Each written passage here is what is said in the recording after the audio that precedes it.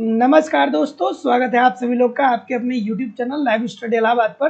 तो दोस्तों, जैसा कि आपको पता है कि शाम को 7 बजे से हम लोग Uttar Pradesh TGT PGT, Bihar TGT PGT, Jharkhand TGT PGT, Madhya Pradesh SET, UGC NET, LT grade, GIC lecturer और अलग अलग परीक्षाओं के प्रीवियस ईयर क्वेश्चन पेपर को देखते हैं। और साथ ही साथ इस सेशन में हम लोग ऐसे प्रश्नों का भी समावेश करते हैं जो प्रश्न इन परीक्षाओं के दृष्टिकोण से महत्वपूर्ण होते हैं। वही हमारी इकोनॉमिक्स की दूसरी क्लास आपको लाइव स्टडी इलाहाबाद के मोबाइल एप्लीकेशन पे देखने को मिलती है, जहां पे आपको इकोनॉमिक्स के अलग अलग बैच देखने को मिलेंगे और सभी बैचेस में आपको आपके सिलेबस के अनुसार इकोनॉमिक्स के कंप्लीट कंटेंट प्रोवाइड किए जा रहे हैं, ताकि आप कम समय में बेहतर ढंग से अपनी इकोनॉमिक्स को सीख सकें, समझ सकें और अपनी सफलता को सुनिश्चित कर सकें। तो दोस्तों, लाइव स्टडी इलाहाबाद के मोबाइल एप्लीकेशन पे आपको आपके सिलेबस के अनुसार इकोनॉमिक्स के कंप्लीट कॉन्सेप्ट पढ़ाए जा रहे हैं, क्योंकि कॉन्सेप्ट पढ़ना बहुत जरूरी है। जब तक आपके कॉन्सेप्ट क्लियर नहीं होते हैं तब तक बहुत सारे ऐसे क्वेश्चन होते हैं जो आपको समझ में नहीं आते हैं। तो यहाँ पे सिंपल सटीक साधारण भाषा में कंप्लीट इकोनॉमिक्स का क्लास लिया जा रहा है। इसकी लाइव क्लास होती है। इनकेस लाइव क्लास में आप नहीं जुड़ते हैं तो बाद में आपको रिकॉर्डेड क्लास भी मिल जाता है। आपको कंप्लीट नोट्स दिया जा रहा है, ताकि आप एक तरफ से कॉन्सेप्ट को पढ़िए और दूसरी तरफ नोट्स के माध्यम से रिवीजन करते रहिए। कम से कम 1 घंटे रोज नोट्स पढ़िए, तब तक जब तक सफलता नहीं मिल जाती है। आपको टेस्ट सीरीज दिया जा रहा है, सप्ताह में 1 या 2 टेस्ट दीजिए, देखिए कि आखिरकार गलती कहाँ पे हो रही है और उस गलती को फिर क्या करिए, सुधार करिए। क्यों गलती हो रही है, किस चैप्टर के प्रश्न है, उस चैप्टर के प्रश्न को, उस चैप्टर के कॉन्सेप्ट को पढ़िए, फिर अगला टेस्ट दीजिए, जिससे आपकी एक्यूरेसी बेहतर हो पाए। आपको प्रीवियस ईयर के क्वेश्चन पेपर भी दिए जा रहे हैं, डायरेक्टली इनडायरेक्टली बहुत सारे क्वेश्चन प्रीवियस ईयर से पूछे जाते हैं। और यहाँ पे दोस्तों आपको करंट की भी क्लासेस करवाई जा रही है। सब कुछ कवर कराना हमारी जिम्मेदारी है। बस आप एप्लीकेशन पे इसे ठीक तरीके से फॉलो करते रहिए, यूट्यूब पर प्रैक्टिस करते रहिए, कहीं भी इधर उधर से कुछ भी कलेक्ट करने की जरूरत नहीं होगी। कोर्स की वैलिडिटी लाइफ टाइम होने वाली है। इट मीन्स अगर जो आप एक बार एडमिशन लेते हैं तो वर्तमान समय में तो आप पढ़ेंगे ही पढ़ेंगे, साथ ही साथ इन फ्यूचर में जब भी कोई नई वैकेंसी आएगी और उसके लिए जब भी कोई नया बैच प्रारंभ होगा, आपको ऑटोमेटिक एडमिशन वहाँ पे मिल जाएगा। आपको अलग से फीस सबमिट करने की जरूरत नहीं होगी। और तो एडमिशन की फीस की बात करें तो एडमिशन की फीस केवल और केवल 2000 रुपये है। तो सिंपली आप एडमिशन के लिए आप अपनी फीस इस नंबर पे सबमिट कर सकते हैं। गूगल पे, फोन पे या पेटीएम के माध्यम से आपको अपनी फीस इस नंबर पे सबमिट करनी होगी और इसका स्क्रीनशॉट आपको इसी व्हाट्सएप नंबर पे सेंड करना होगा। किसी भी इंक्वायरी के लिए इस नंबर पे आप मुझे कॉल भी कर सकते हैं, व्हाट्सएप मैसेज कर सकते हैं। डिस्क्रिप्शन बॉक्स में एप्लीकेशन का लिंक दिया गया, एप्लीकेशन को डाउनलोड करके डायरेक्ट भी कोर्स को परचेज कर सकते हैं। सभी बैचेज उपलब्ध हैं उत्तर प्रदेश में टीजीटी पीजीटी के लिए, बिहार में टीजीटी पीजीटी के लिए, यूजीसी नेट के लिए, झारखंड में टीजीटी पीजीटी और जेट के लिए, मध्य प्रदेश में सेट और टेट के लिए बैच अवेलेबल है, उत्तराखंड में लेक्चरर और एलटी के लिए, अलग अलग राज्यों में जो एलटी ग्रेड की परीक्षाएं होती है, जीआईसी लेक्चरर की परीक्षा होती है, हरियाणा में पीजीटी की जो वैकेंसी है उसके लिए आपको बैच मिल जाएगा, छत्तीसगढ़ में सेट के लिए आपको बैच मिल जाएगा और अलग अलग परीक्षाओं के अलग अलग बैच आपको मिल जाएंगे। तो कोई भी इंक्वायरी हो तो नीचे दिए गए नंबर पे आप कॉल कर सकते हैं। अगर जो दोस्तों आपको इकोनॉमिक्स का कंप्लीट नोट्स प्राप्त करना है तो लाइफ टाइम की वैलिडिटी के साथ आप प्राप्त कर सकते हैं। नीचे दिए गए नंबर पे कॉल या व्हाट्सएप मैसेज कर सकते हैं। नोट्स सभी लोग ले लीजिएगा, ठीक है, क्योंकि अगर जो आप एक बार नोट्स ले लेंगे तो आपके पास लाइफ टाइम की वैलिडिटी के साथ इकोनॉमिक्स का नोट्स हो जाएगा और बार बार आपको इधर उधर से चीज़ों को कलेक्ट करने की जरूरत नहीं पड़ने वाली है। यहाँ पे सब कुछ A to Z, ये नोट्स मेरे द्वारा ही तैयार किया गया है, मैंने ही इस नोट्स को लिखा है और इसमें इकोनॉमिक्स के सारे कंटेंट अवेलेबल हैं। समय समय पे इसमें बहुत सारी चीज़ें अपडेट भी होती रहेंगी। So good evening everybody. अब हम लोग मूव करेंगे अपने सेशन की तरफ और आज के सेशन का पहला प्रश्न आपके सामने ये रहा कि साम्य अस्थिर एवं अनिर्धारणीय होता है। अब ये किस सिद्धांत के अंतर्गत बताया गया है, बेसिकली आपसे पूछा जा रहा है कि ये जो प्रश्न है वो किसी एक सिद्धांत से संबंधित है और वह सिद्धांत हमें ये बताता है कि जो साम्य अर्थात जो संतुलन होता है ना, ये अस्थिर एवं अनिर्धारणीय होता है। अर्थात साम्य जो होता है वो क्या होता है, अस्थिर होता है, उसमें स्थिरता नहीं होती है। ये बात कहाँ पे कही गई है, चलिए ये जो प्रश्न है एक सेकंड। हाँ, सो ऑप्शन नंबर क्या बोल रहे हैं, ठीक है। तो दोस्तों इसके लिए आपको एजवर्थ साहब का देय अधिकार मॉडल को पढ़ना पड़ेगा, ठीक है।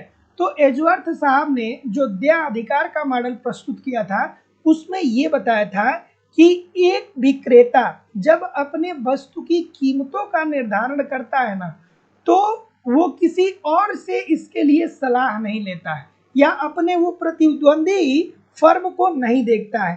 तो एजवर्थ के अनुसार प्रत्येक देय अधिकारी यह सोचता है कि चाहे जो कीमत निर्धारित करे, जो प्रतिद्वंदी फर्म है, चाहे वह कोई भी कीमत निर्धारित करे, परंतु उसका प्रतिद्वंदी जो होगा अपनी कीमत को स्थिर रखेगा। अर्थात अब ध्यान से सुनिएगा इस बात को कि एजवर्थ का देय अधिकार मॉडल हमें ये बताता है कि देय अधिकार के अंतर्गत क्या होते हैं, दो विक्रेता होते हैं अर्थात दो उत्पादक होते हैं। तो यह सिद्धांत ये बताता है कि एक उत्पादक, दो उत्पादक हैं, तो अगर जो एक उत्पादक अपनी कीमतों में परिवर्तन भी करता है तो वो ये सोचता है कि उसका जो प्रतिद्वंदी है वो अपनी कीमतों में परिवर्तन नहीं करेगा। सो ऑप्शन नंबर जितने लोग भी ए बोल रहे हैं सभी लोग का उत्तर यहाँ पे बिल्कुल ठीक हो जाएगा। और इसमें इन्होंने कहा था कि साम्य अस्थिर एवं अनिर्धारणीय होता है, ऑप्शन नंबर ए। अब देखिए ऐसे प्रश्नों के लिए अगर जो आप कॉन्सेप्ट नहीं पढ़े हैं ना, तो ये प्रश्न ना ही आप समझ पाएंगे और ना ही आपसे हो पाएगा। इसीलिए मैं बार बार बोलता हूँ कॉन्सेप्ट जरूर पढ़िए, कॉन्सेप्ट जरूर पढ़िए, और आप लोगों को पूरा कॉन्सेप्ट हमारे द्वारा पढ़ाया जा रहा है। चलिए क्या उत्तर आ रहा है सर, क्या उत्तर आ रहा है कि अर्थशास्त्र में साम्य के संबंध में कौन सा कथन सत्य है, साम्य के संदर्भ में कौन सा कथन सत्य है। ठीक है,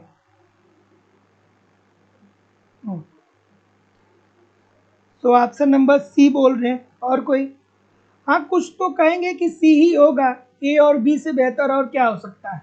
अब जो सी कर रहे हैं ना वो पढ़ नहीं रहे हैं, वो बस मजाक कर रहे हैं अपने साथ, बस मजाक कर रहे हैं अपने साथ, वो पढ़ नहीं रहे हैं जो सी कर रहे हैं। गति की अनुपस्थिति होती है और गति के परिवर्तन में अनुपस्थिति होती है। कुछ अंतर है इसमें, दोनों में कुछ अंतर है कि नहीं है, बताइए। हाँ तो आपको याद आना चाहिए, कौन? जेके मेहता साहब आपको याद आने चाहिए, प्रोफेसर मेहता आपको यहाँ पे याद आने चाहिए। अब उनकी थियरी को अगर जो आपने पढ़ा ही नहीं है तो आप कैसे इस प्रश्न को कर पाएंगे। चलिए बताइए। ठीक है, ठीक है, ठीक है,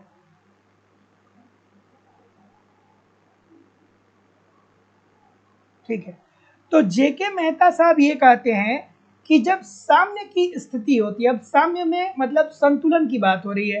अब संतुलन हम कहाँ कहाँ पे पढ़ते हैं, तो एक फर्म का संतुलन पढ़ते हैं, एक उद्योग का संतुलन पढ़ते हैं, एक उपभोक्ता का संतुलन पढ़ते हैं, यही सब तो संतुलन के माध्यम से पढ़ते हैं। तो जेके मेहता साहब ने ये कहा, हाँ ठीक है, तो जेके मेहता साहब ने ये कहा कि अर्थशास्त्र में साम्य का आशय यह नहीं है कि साम्य स्थिति में गति नहीं होनी चाहिए। ठीक है, मतलब अगर जो बात करें तो साम्य का आशय ऐसा नहीं होता है कि साम्य की स्थिति में गति ही ना हो, जैसा कि पीगू ने बताया था, जैसा कि प्रतिष्ठित अर्थशास्त्री ने बताया था कि वहां पे एकदम बिल्कुल तटस्थता पाई जाती है। लेकिन जेके मेहता साहब कहते हैं कि अर्थशास्त्र में साम्य का आशय यह नहीं है कि साम्य स्थिति में गति नहीं होनी चाहिए, बल्कि गति की दर में किसी भी प्रकार का परिवर्तन नहीं होना चाहिए। ठीक है, गति की दर में किसी भी प्रकार का परिवर्तन नहीं होना चाहिए। तो याद रखिएगा सर, गति की दर में परिवर्तन की अनुपस्थिति। So option number B according to the question this is the right answer हो जाएगा। अगला, अगला चलिए अगला प्रश्न कि स्थिर संतुलन में साम्य, स्थिर संतुलन में साम्य। आज बहुत खूबसूरत खूबसूरत सा प्रश्न है, और जो बहुत अच्छे से कॉन्सेप्ट पढ़ा होगा उसके लिए तो आज बहुत मजा आएगा। क्या उत्तर आ रहा है भाई? ठीक है, ठीक है, ठीक है। तो देखिए स्थिर संतुलन में साम्य, इसका क्या मतलब होगा? बहुत सारे लोग गलत कर रहे हैं। स्थिर संतुलन में साम्य। स्थिर संतुलन में साम्य का मतलब ये होता है कि यदि अर्थव्यवस्था में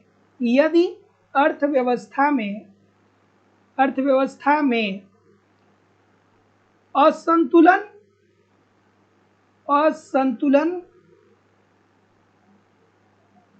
विद्यमान हो जाए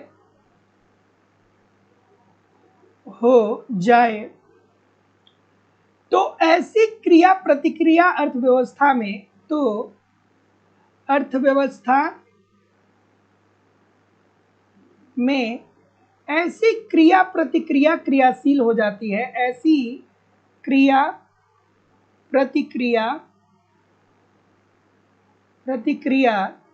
क्रियाशील हो जाती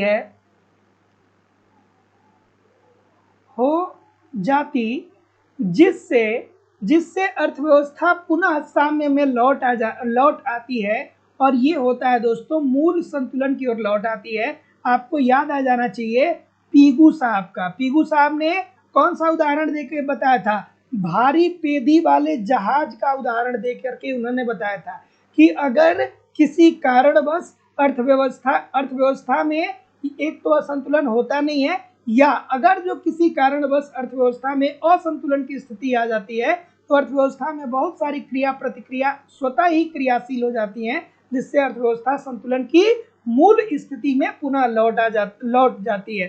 सो ऑप्शन नंबर ए। अगला कि सामान्य संतुलन विश्लेषण निर्धारित करता है। सामान्य संतुलन विश्लेषण, अगर जो सामान्य संतुलन विश्लेषण की बात करें तो इस सिद्धांत का प्रतिपादन किसने किया था सर? इस सिद्धांत का प्रतिपादन किसने किया था? लियोन वालरा ने किया था। किसने किया था? लियोन वालरा के द्वारा इस सिद्धांत को दिया गया था। चलिए बताइए। ऑप्शन नंबर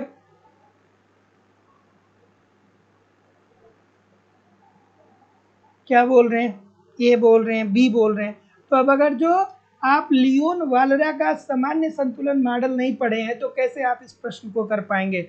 चलिए, तो लियोन वालरा का सामान्य संतुलन की मॉडल की अगर जो बात करें तो सामान्य संतुलन मॉडल विश्लेषण के अंतर्गत अर्थव्यवस्था एक साथ संतुलन की व्याख्या को बताता है। मतलब सामान्य संतुलन के अंतर्गत क्या होता है कि पूरी अर्थव्यवस्था का अध्ययन किया जाता है। एक प्रश्न पूछा जाता है आंशिक संतुलन, तो आंशिक संतुलन की अवधारणा किसने दी थी? अभी बताइए आप मुझे।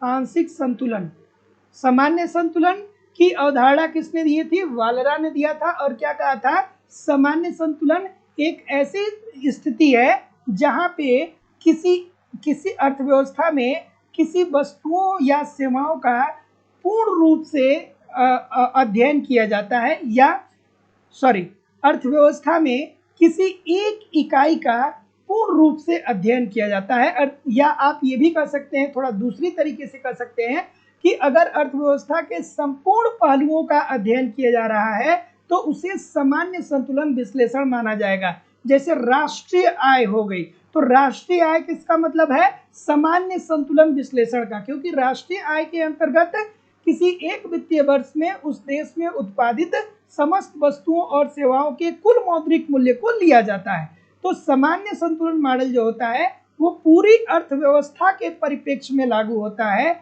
और ये किसने दिया था?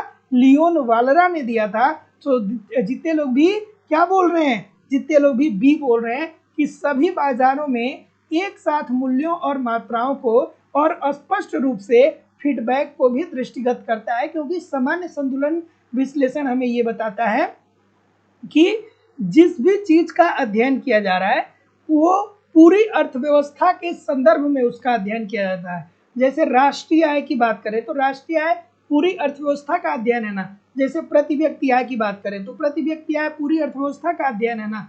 सो option number B according to the question this is the right answer हो जाएगा। और आंशिक संतुलन की अवधारणा मार्शल ने दिया था। मार्शल ने आंशिक संतुलन की अवधारणा के अंतर्गत कहा था कि अर्थव्यवस्था के किसी एक इकाई का अध्ययन किया जाएगा। जैसे कि एक फर्म का अध्ययन किया जा सकता है, एक व्यक्ति का अध्ययन किया जा सकता है, एक परिवार का अध्ययन किया जा सकता है, एक उद्योग का अध्ययन किया जा सकता है। अगला, वालरा के सामान्य संतुलन मॉडल में किसका उपयोग किया जाता है? खूबसूरत सा प्रश्न है, बहुत बार पूछा गया है। ठीक है, ठीक है,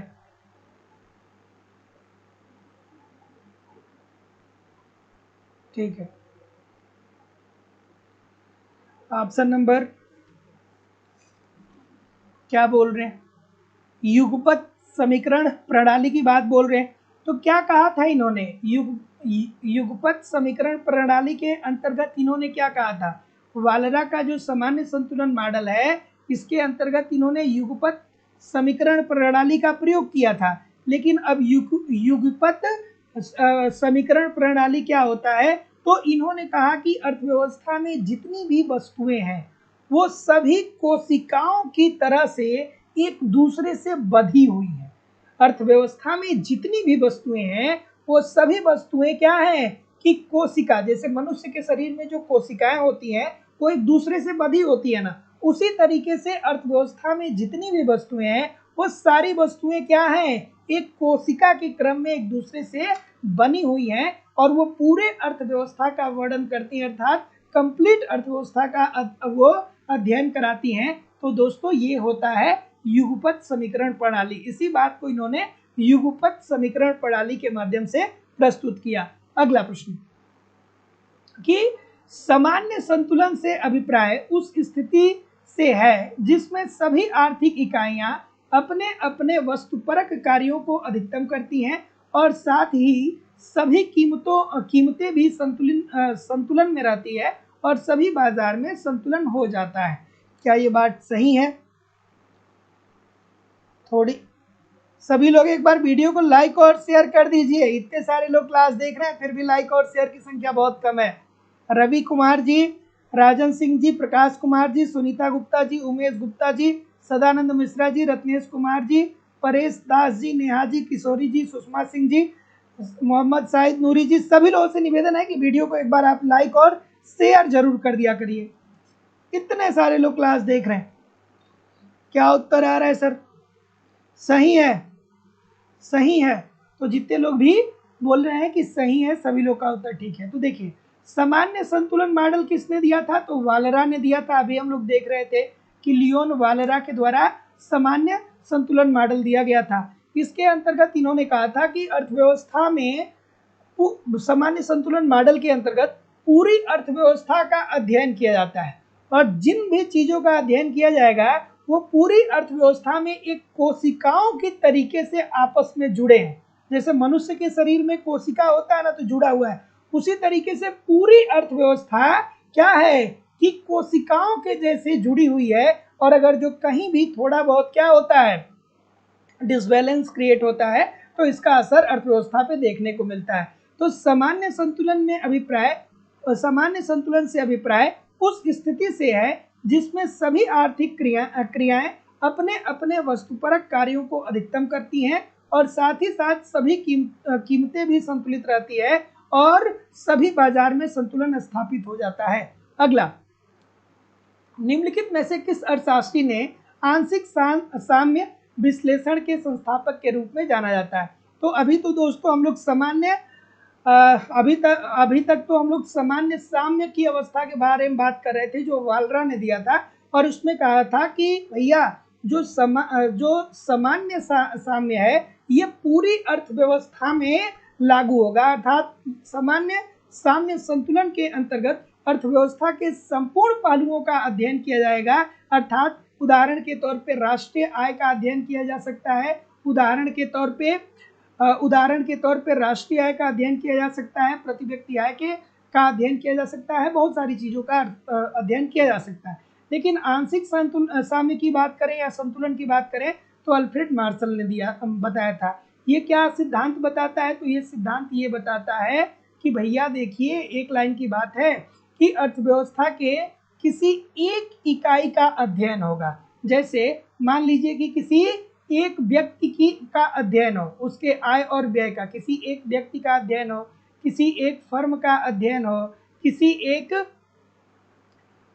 एक उद्योग का अध्ययन हो, तो आंशिक साम्य किसी एक इकाई के अध्ययन को कराता है, जबकि सामान्य साम्य अर्थव्यवस्था के संपूर्ण पहलुओं का अध्ययन कराता है। और आंशिक साम्य मार्शल ने दिया था और सामान्य साम्य वालरस ने दिया था, याद रखिएगा।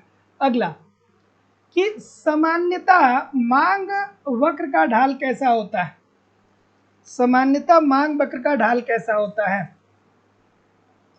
चलिए बताइए भाई, इजी सी बात है। मांग का नियम क्या बताता है? मांग का नियम क्या बताता है?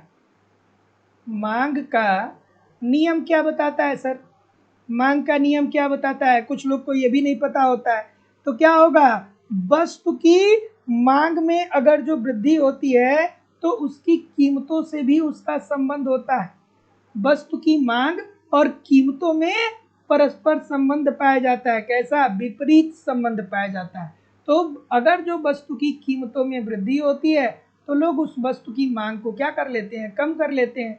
जैसा कि अभी देखिए, प्याज जो है वो 70 रुपये 80 रुपये पर केजी बिक रहा है। तो आप मार्केट जाते होंगे तो मैक्सिमम 1 केजी प्याज खरीदते होंगे, लेकिन एक समय ऐसा भी था जब आप 5-5 केजी प्याज खरीदते थे। ठीक है, उस वहीं दूसरी तरफ क्या बताता है कि अगर जो वस्तु की कीमत में कमी आती है तो आप वस्तु की मांग को बढ़ा देते हैं। प्याज जब क्या होता है 20 रुपया किलो मिलने लगता है तो आप 5-5 केजी प्याज खरीदने लगते हैं। तो ये तो आपकी लाइफ में होता ही है, छोटी सी बात है। तो ये कैसा होता है सर? ठीक है, ठीक है। तो आपको तुरंत अब यहाँ पे ये ग्राफ याद आ जाना चाहिए कि मांग वक्र सर कैसा होता है? बाएं से दाईं तरफ नीचे की ओर गिरता हुआ होता है। क्यों? क्योंकि यहाँ पे सीमांत उपयोगिता ह्रास नियम लागू हो जाता है। और सीमांत उपयोगिता ह्रास नियम बताता है कि जब जैसे जैसे किसी वस्तु की उत्तरोत्तर इकाइयों को आप बढ़ाते चले जाएंगे, उससे मिलने वाली उपयोगिता कम होगी, और उससे जब मिलने वाली उपयोगिता कम होगी तो आप मांग को कम कर देंगे। और यही कारण है कि ऊपर बाईं तरफ से नीचे दाईं तरफ ये गिरता हुआ होता है। अगला प्रश्न, मांग का नियम आधारित है। देखिए, ये सब प्रश्न फंसा देंगे, अगर जो बढ़िया से नहीं पढ़ेंगे ना तो ये सब प्रश्न आपको एग्जामिनेशन हॉल में फंसा देंगे। चलिए बताइए, मांग का नियम आधारित है, आराम से करिए। ठीक है, चलिए, ठीक है। कीमत में होने वाले परिवर्तन से मांगी गई मात्रा में जो परिवर्तन होता है, इसी के संबंध को हम लोग क्या बोलते हैं? मांग का नियम बोलते हैं। ठीक है, आसान भाषा में अगर जो कोई आपसे पूछे कि मांग का नियम क्या है, तो आप कहेंगे कि देखिए, कीमत और मांग में जो संबंध, जो फलनात्मक संबंध पाया जाता है, उसे ही मांग का नियम बोलते हैं। अर्थात कीमत और मांग में कैसा संबंध पाया जाता है? विपरीत संबंध। जब वस्तु की कीमतों में वृद्धि होती है तो आप उसकी मांग को क्या कर देते हैं? कम कर देते हैं, जाहिर सी बात है। और अगर जो वस्तु की कीमत में कमी आती है तो आप क्या करते हैं? कहते हैं कि थोड़ा और दे दो भाई, अर्थात मांग को बढ़ा देते हैं। इजी सी बात। किस पे आधारित है? ये बोल रहे हैं सभी लोग। ठीक है, ठीक है। तो ये क्या है दोस्तों? यह एक गुणात्मक कथन है। क्यों गुणात्मक कथन है? क्योंकि अगर जो कीमतों में वृद्धि होगी तो जाहिर सी बात है कि मांग में क्या आ जाएगी दोस्तों? कमी आ जाएगी। अगर जो ऐसा होगा तो ऐसा होना तय है। Option number A. अगला, सामान्य आपूर्ति वक्र का ढाल होता है। और जो लोग भी लेट से ज्वाइन किए हैं, स्टार्टिंग से क्लास आप नहीं ज्वाइन करेंगे तो कैसे काम चलेगा? इतने महत्वपूर्ण प्रश्न थे स्टार्टिंग में, बहुत अच्छे अच्छे प्रश्न आज थे स्टार्टिंग में। अभी और बहुत खूबसूरत प्रश्न आज के सेशन में आने बचे हुए हैं। बहुत मजा आएगा आज, आराम से पूरा सेशन देखिएगा। सामान्यतः आपूर्ति वक्र की बात हो रही है। अब बहुत सारे लोग एग्जामिनेशन हॉल में इसे आपूर्ति को मांग पढ़ लेते हैं। ये जो छोटी छोटी बात मैं आपको बता रहा हूँ, हमारे शब्दों को दिमाग में चलाते रहिएगा एग्जामिनेशन हॉल में, क्योंकि बहुत सारे बच्चे इसको क्या कर लेते हैं? आपूर्ति को मांग पढ़ लेते हैं। क्या उत्तर आ रहा है भाई? ठीक है, तो आपूर्ति क्या होता है? अगर जो हम आपसे ये कहें, आपसे पूछें कि अर्थशास्त्र के संदर्भ में आपूर्ति क्या होता है, तो कुछ लोग कहेंगे सर जी उत्पादन होता है। ठीक है, तो बताइए आपूर्ति क्या होता है? तो आपूर्ति से आशय किसी वस्तु की उस निश्चित मात्रा से है। आपूर्ति का आशय किसी वस्तु की उस निश्चित मात्रा से है जिसे कोई विक्रेता किसी निश्चित कीमत पर किसी निश्चित समय पर बेचने को तैयार होता है। ठीक है, तो आपूर्ति क्या होती है? तो आपूर्ति किसी वस्तु की उस मात्रा को कहते हैं जिसे कोई विक्रेता एक निश्चित कीमत पर बेचने को तैयार होता है। सो बताइए, ए बोल रहे हैं, तो जितने लोग भी ए बोल रहे हैं सभी लोग का उत्तर यहाँ पे एब्सोल्युटली ठीक हो जाएगा। अगर जो आपने इसका ग्राफ पढ़ा होगा तो आप जानते होंगे कुछ इस तरीके का इसका ग्राफ बनता है, ये एस वक्र होता है। ऑप्शन नंबर ठीक A, this is the right answer हो जाएगा। अगला चलिए, सूची 1 को सूची 2 से सुमेलित करिए। एक प्रश्न आपके पेपर में यहाँ से पक्का देखने को मिल जाता है। एक प्रश्न आपके पेपर में बड़े आराम से यहाँ से देखने को मिल जाता है। क्या उत्तर आ रहा है भाई? थोड़ा आराम से करिए। सूची 1 को सूची 2 के साथ सुमेलित करना है। क्या उत्तर आ रहा है? ऑप्शन नंबर ठीक है, क्या बोल रहे हैं सर? चलिए, तो मांग का गणनावाचक उपयोगिता सिद्धांत, ठीक है,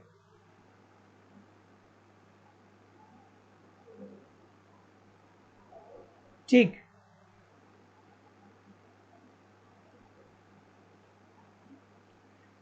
देखिए जब आपूर्ति शब्द का प्रयोग होता है ना तो ये उद्योगों के परिप्रेक्ष्य में होता है। ठीक है, आपूर्ति मतलब कौन? ये उद्योग, ये इस शब्द का प्रयोग उद्योग के परिप्रेक्ष्य में होता है। हाँ, क्या उत्तर आ रहा है? मांग का गणनावाचक उपयोगिता सिद्धांत किसने दिया था सर? तो ये तो अल्फ्रेड मार्शल ने दिया था। कहा था ना कि मांग को हम गणना के रूप में मांग का गणनावाची उपयोगिता सिद्धांत, ठीक है, अल्फ्रेड मार्शल ने। मांग का प्रकट वरीयता सिद्धांत की अगर जो बात करें तो इजी सी बात है, सैमुअल्सन साहब कहीं पे हैं यहाँ पे हैं। उसके बाद दोस्तों मांग का तटस्थता वरीयता सिद्धांत, ये तो हिग्स ने प्रस्तुत किया था। और अनिश्चितता के अंतर्गत उपयोगिता सूचकांक सिद्धांत जो दिया गया था वो जॉन वोन न्यूमैन के द्वारा दिया गया था। सो ऑप्शन नंबर जो भी आप सुमेलित कर रहे हैं ठीक। अगला, निम्नलिखित में से कौन सा एक कथन सत्य है? इसमें से कौन सा एक कथन ऐसा है जो सत्य है? बताइए भाई, इजी सी बात है।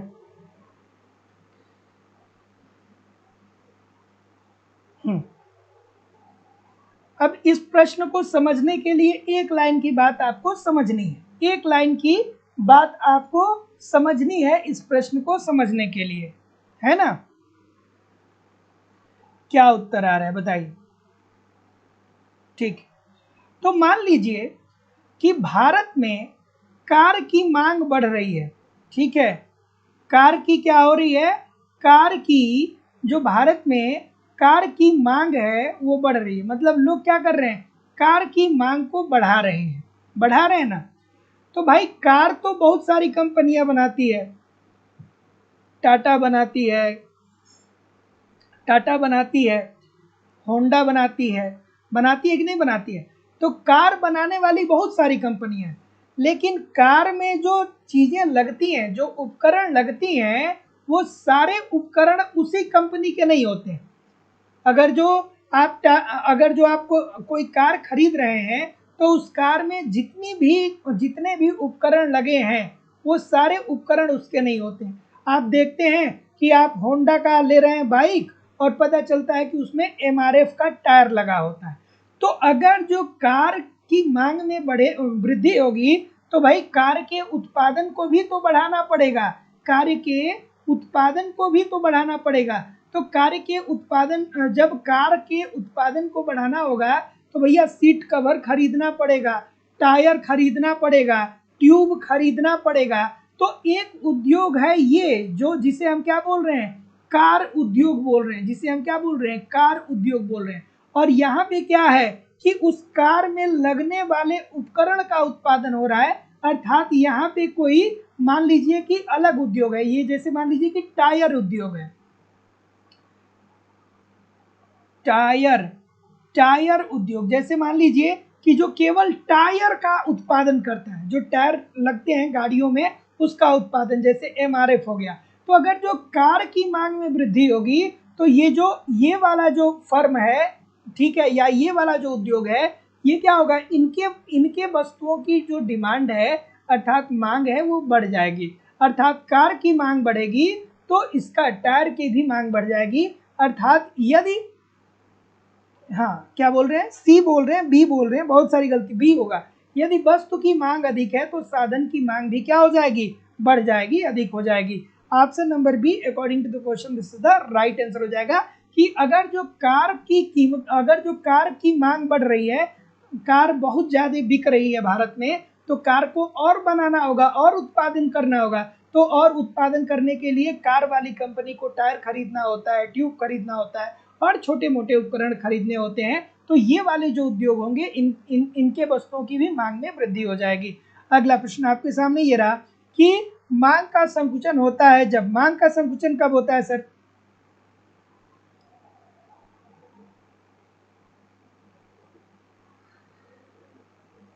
मेरी वॉइस तेज आ रही है क्या आप लोगों को? एक बार कमेंट करके बताइएगा, मेरी आवाज तेज आ रही है क्या?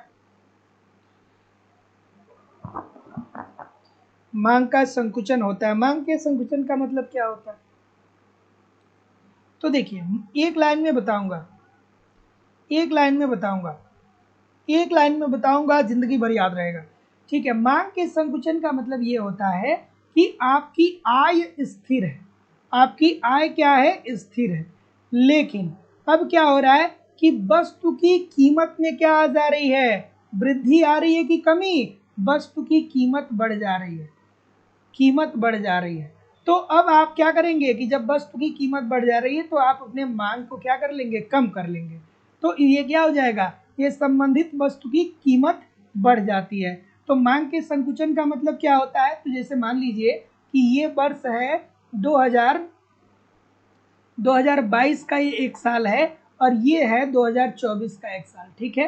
तो 2022 में आप मान लीजिए कि जो आपकी आय थी वो 100 रुपए की थी, 100 रुपए की आपकी आय थी और आप 10 वस्तुओं को खरीद रहे थे, किसी 10 वस्तु को आप खरीद रहे थे, ठीक है। यहाँ पे वस्तु ले लीजिए, तो 10 वस्तुओं को आप जब खरीद रहे थे तो 100/10 और प्रत्येक वस्तु कितनी थी, 10 रुपए की। प्रत्येक वस्तु कितनी की थी, प्रत्येक वस्तु मान लीजिए कि 10 रुपए की थी। तो ऐसी स्थिति में अपना 100 रुपए खर्च करने के लिए आप क्या कर रहे थे, 10 वस्तुओं को खरीद रहे थे। लेकिन अब क्या हो गया, अब मान लीजिए कि 2024 में वस्तु की कीमत में वृद्धि आ गई है और वस्तु की कीमत 10 रुपए से बढ़ करके अब 20 रुपए हो गई है, लेकिन आपकी आय वही है, सेम है जितनी 2022 में थी। तो 2024 में भी 100 रुपए आपकी आय, लेकिन अब 100 रुपए से आप क्या करेंगे कि केवल और केवल 5 वस्तु खरीद पाएंगे, क्योंकि जो वस्तु पहले 10 रुपए की मिलती थी अब वो 5 रुपए, वो अब 20 रुपए की मिल रही है। तो ऐसी स्थिति में आप 5 ही वस्तुओं को परचेज कर पाएंगे। 2022 में आप 10 वस्तुओं को परचेज कर रहे थे, यहाँ और 2024 में आप केवल 5 वस्तु का परचेज कर पा रहे हैं। तो यदि आपकी इनकम स्थिर है और वस्तुओं की कीमतों में वृद्धि आ जा रही है तो उससे आपका मांग कम हो जाएगा और इस प्रकार की जब मांग में कमी होती है तो उसे मांग में संकुचन बोलते हैं। और मांग में वृद्धि कब होती है, मांग में विस्तार कब होता है, मांग में कमी कब आती है? 4 कंडीशन बार बार बताता हूँ, थक गया हूँ बताते बताते कि मांग का विस्तार क्या होता है, मांग का संकुचन क्या होता है, मांग में वृद्धि क्या होता है, मांग में कमी क्या होता है। सच्ची सच्ची ईमानदारी से बताइएगा, ईमानदारी से सभी लोग बताइएगा, सबको ये बात पता है कि नहीं है कि मांग में वृद्धि, मांग में कमी, मांग में संकुचन, मांग में विस्तार, ये क्या होता है, इसका कॉन्सेप्ट सबको पता है कि नहीं? यस या नो में सभी लोग सच्ची सच्ची बताइएगा, झूठ नहीं बोलना चाहिए, ठीक है, झूठ नहीं बोलिएगा। तो चलिए क्या उत्तर आ रहा है भाई, कि कथन दिया गया है और कारण दिया गया है, चलिए बताइए। तो वस्तु का समान मांग फलन बाएं से दाएं की तरफ गिरता हुआ होता है, तो ये तो बात बिल्कुल ठीक है। वस्तु का सामान्य मांग फलन बाएं से दाएं की तरफ गिरता है, ये बात ठीक है। ऐसा क्यों होता है, ऐसा क्यों देखने को मिलता है? ऐसा इसलिए देखने को मिलता है क्योंकि यहाँ पे उपयोगिता ह्रास नियम लागू होता है, सीमांत उपयोगिता ह्रास नियम लागू होता है। यहाँ पे क्या होता है? सीमांत उपयोगिता ह्रास नियम, जिसे गोसेन का प्रथम नियम भी कहा जाता है। और ये क्या बताता है कि जैसे जैसे किसी वस्तु की उत्तरोत्तर इकाइयों को आप बढ़ाते चले जाते हैं, उससे मिलने वाली उपयोगिता कम होने लगती है। मान लीजिए कि यहाँ पे कोई एक वस्तु है, ठीक है, तो अब अगर जो इस वस्तु का आप ज़्यादा उपयोग कर रहे हैं तो अब इसकी उपयोगिता आपको कम होगी। जब एक ही वस्तु की उत्तरोत्तर इकाइयों को बढ़ाएंगे तो वो कम उपयोगिता देगी। एक फ़ोन होगा तो उससे बहुत काम करेंगे, 10 फ़ोन हो जाएगा तो उससे क्या क्या करेंगे? उसमें बहुत सारे फ़ोन, आपके पास फ़ोन ऐसे होंगे जिसका आप यूज भी नहीं कर पाएंगे। तो जब वस्तुएं आपके पास ज़्यादा होती है ना, तो उसका उपयोगिता आपको क्या हो जाता है? घट जाता है। तो जब उसकी उपयोगिता में कमी आ जाती है तो आप उसके मांग को क्या कर लेते हैं? कम कर लेते हैं। और यही कारण होता है कि वस्तु का सामान्य मांग फलन बाएं से दाएं की तरफ गिरता हुआ होता है। There is no doubt. उसके बाद कीमत परिवर्तन के कारण आय प्रभाव धनात्मक और ऋणात्मक दोनों हो सकता है, तो ये भी बात ठीक है। धनात्मक और ऋणात्मक दोनों हो सकता है, तो बात ये ठीक है और ये भी ठीक है, लेकिन एक दूसरे की ये व्याख्या नहीं कर रहा है। So option number B according to the question this is the right answer हो जाएगा। अगला, वास्तविक व्यापार चक्र का सिद्धांत यह कहता है कि व्यापार चक्रों का कारण होता है। क्या उत्तर होगा?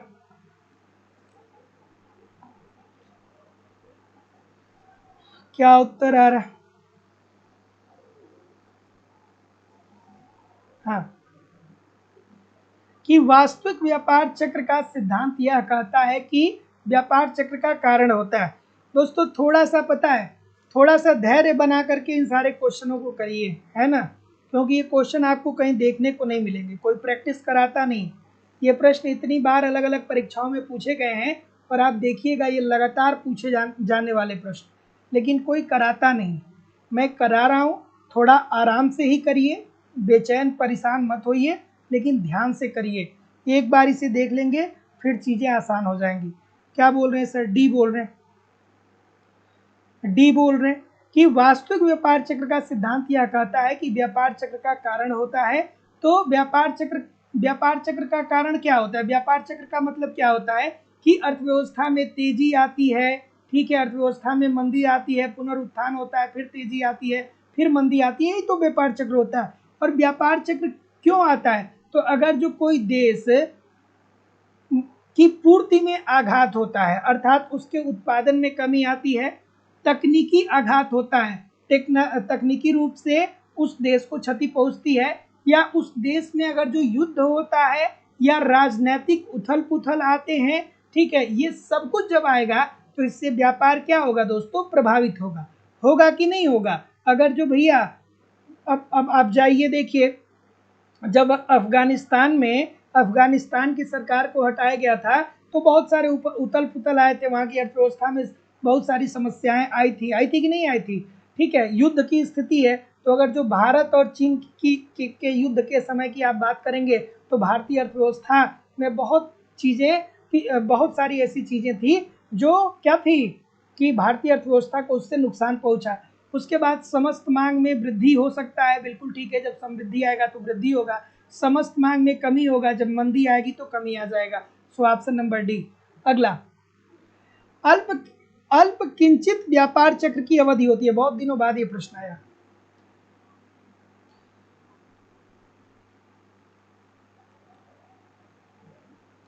अगला,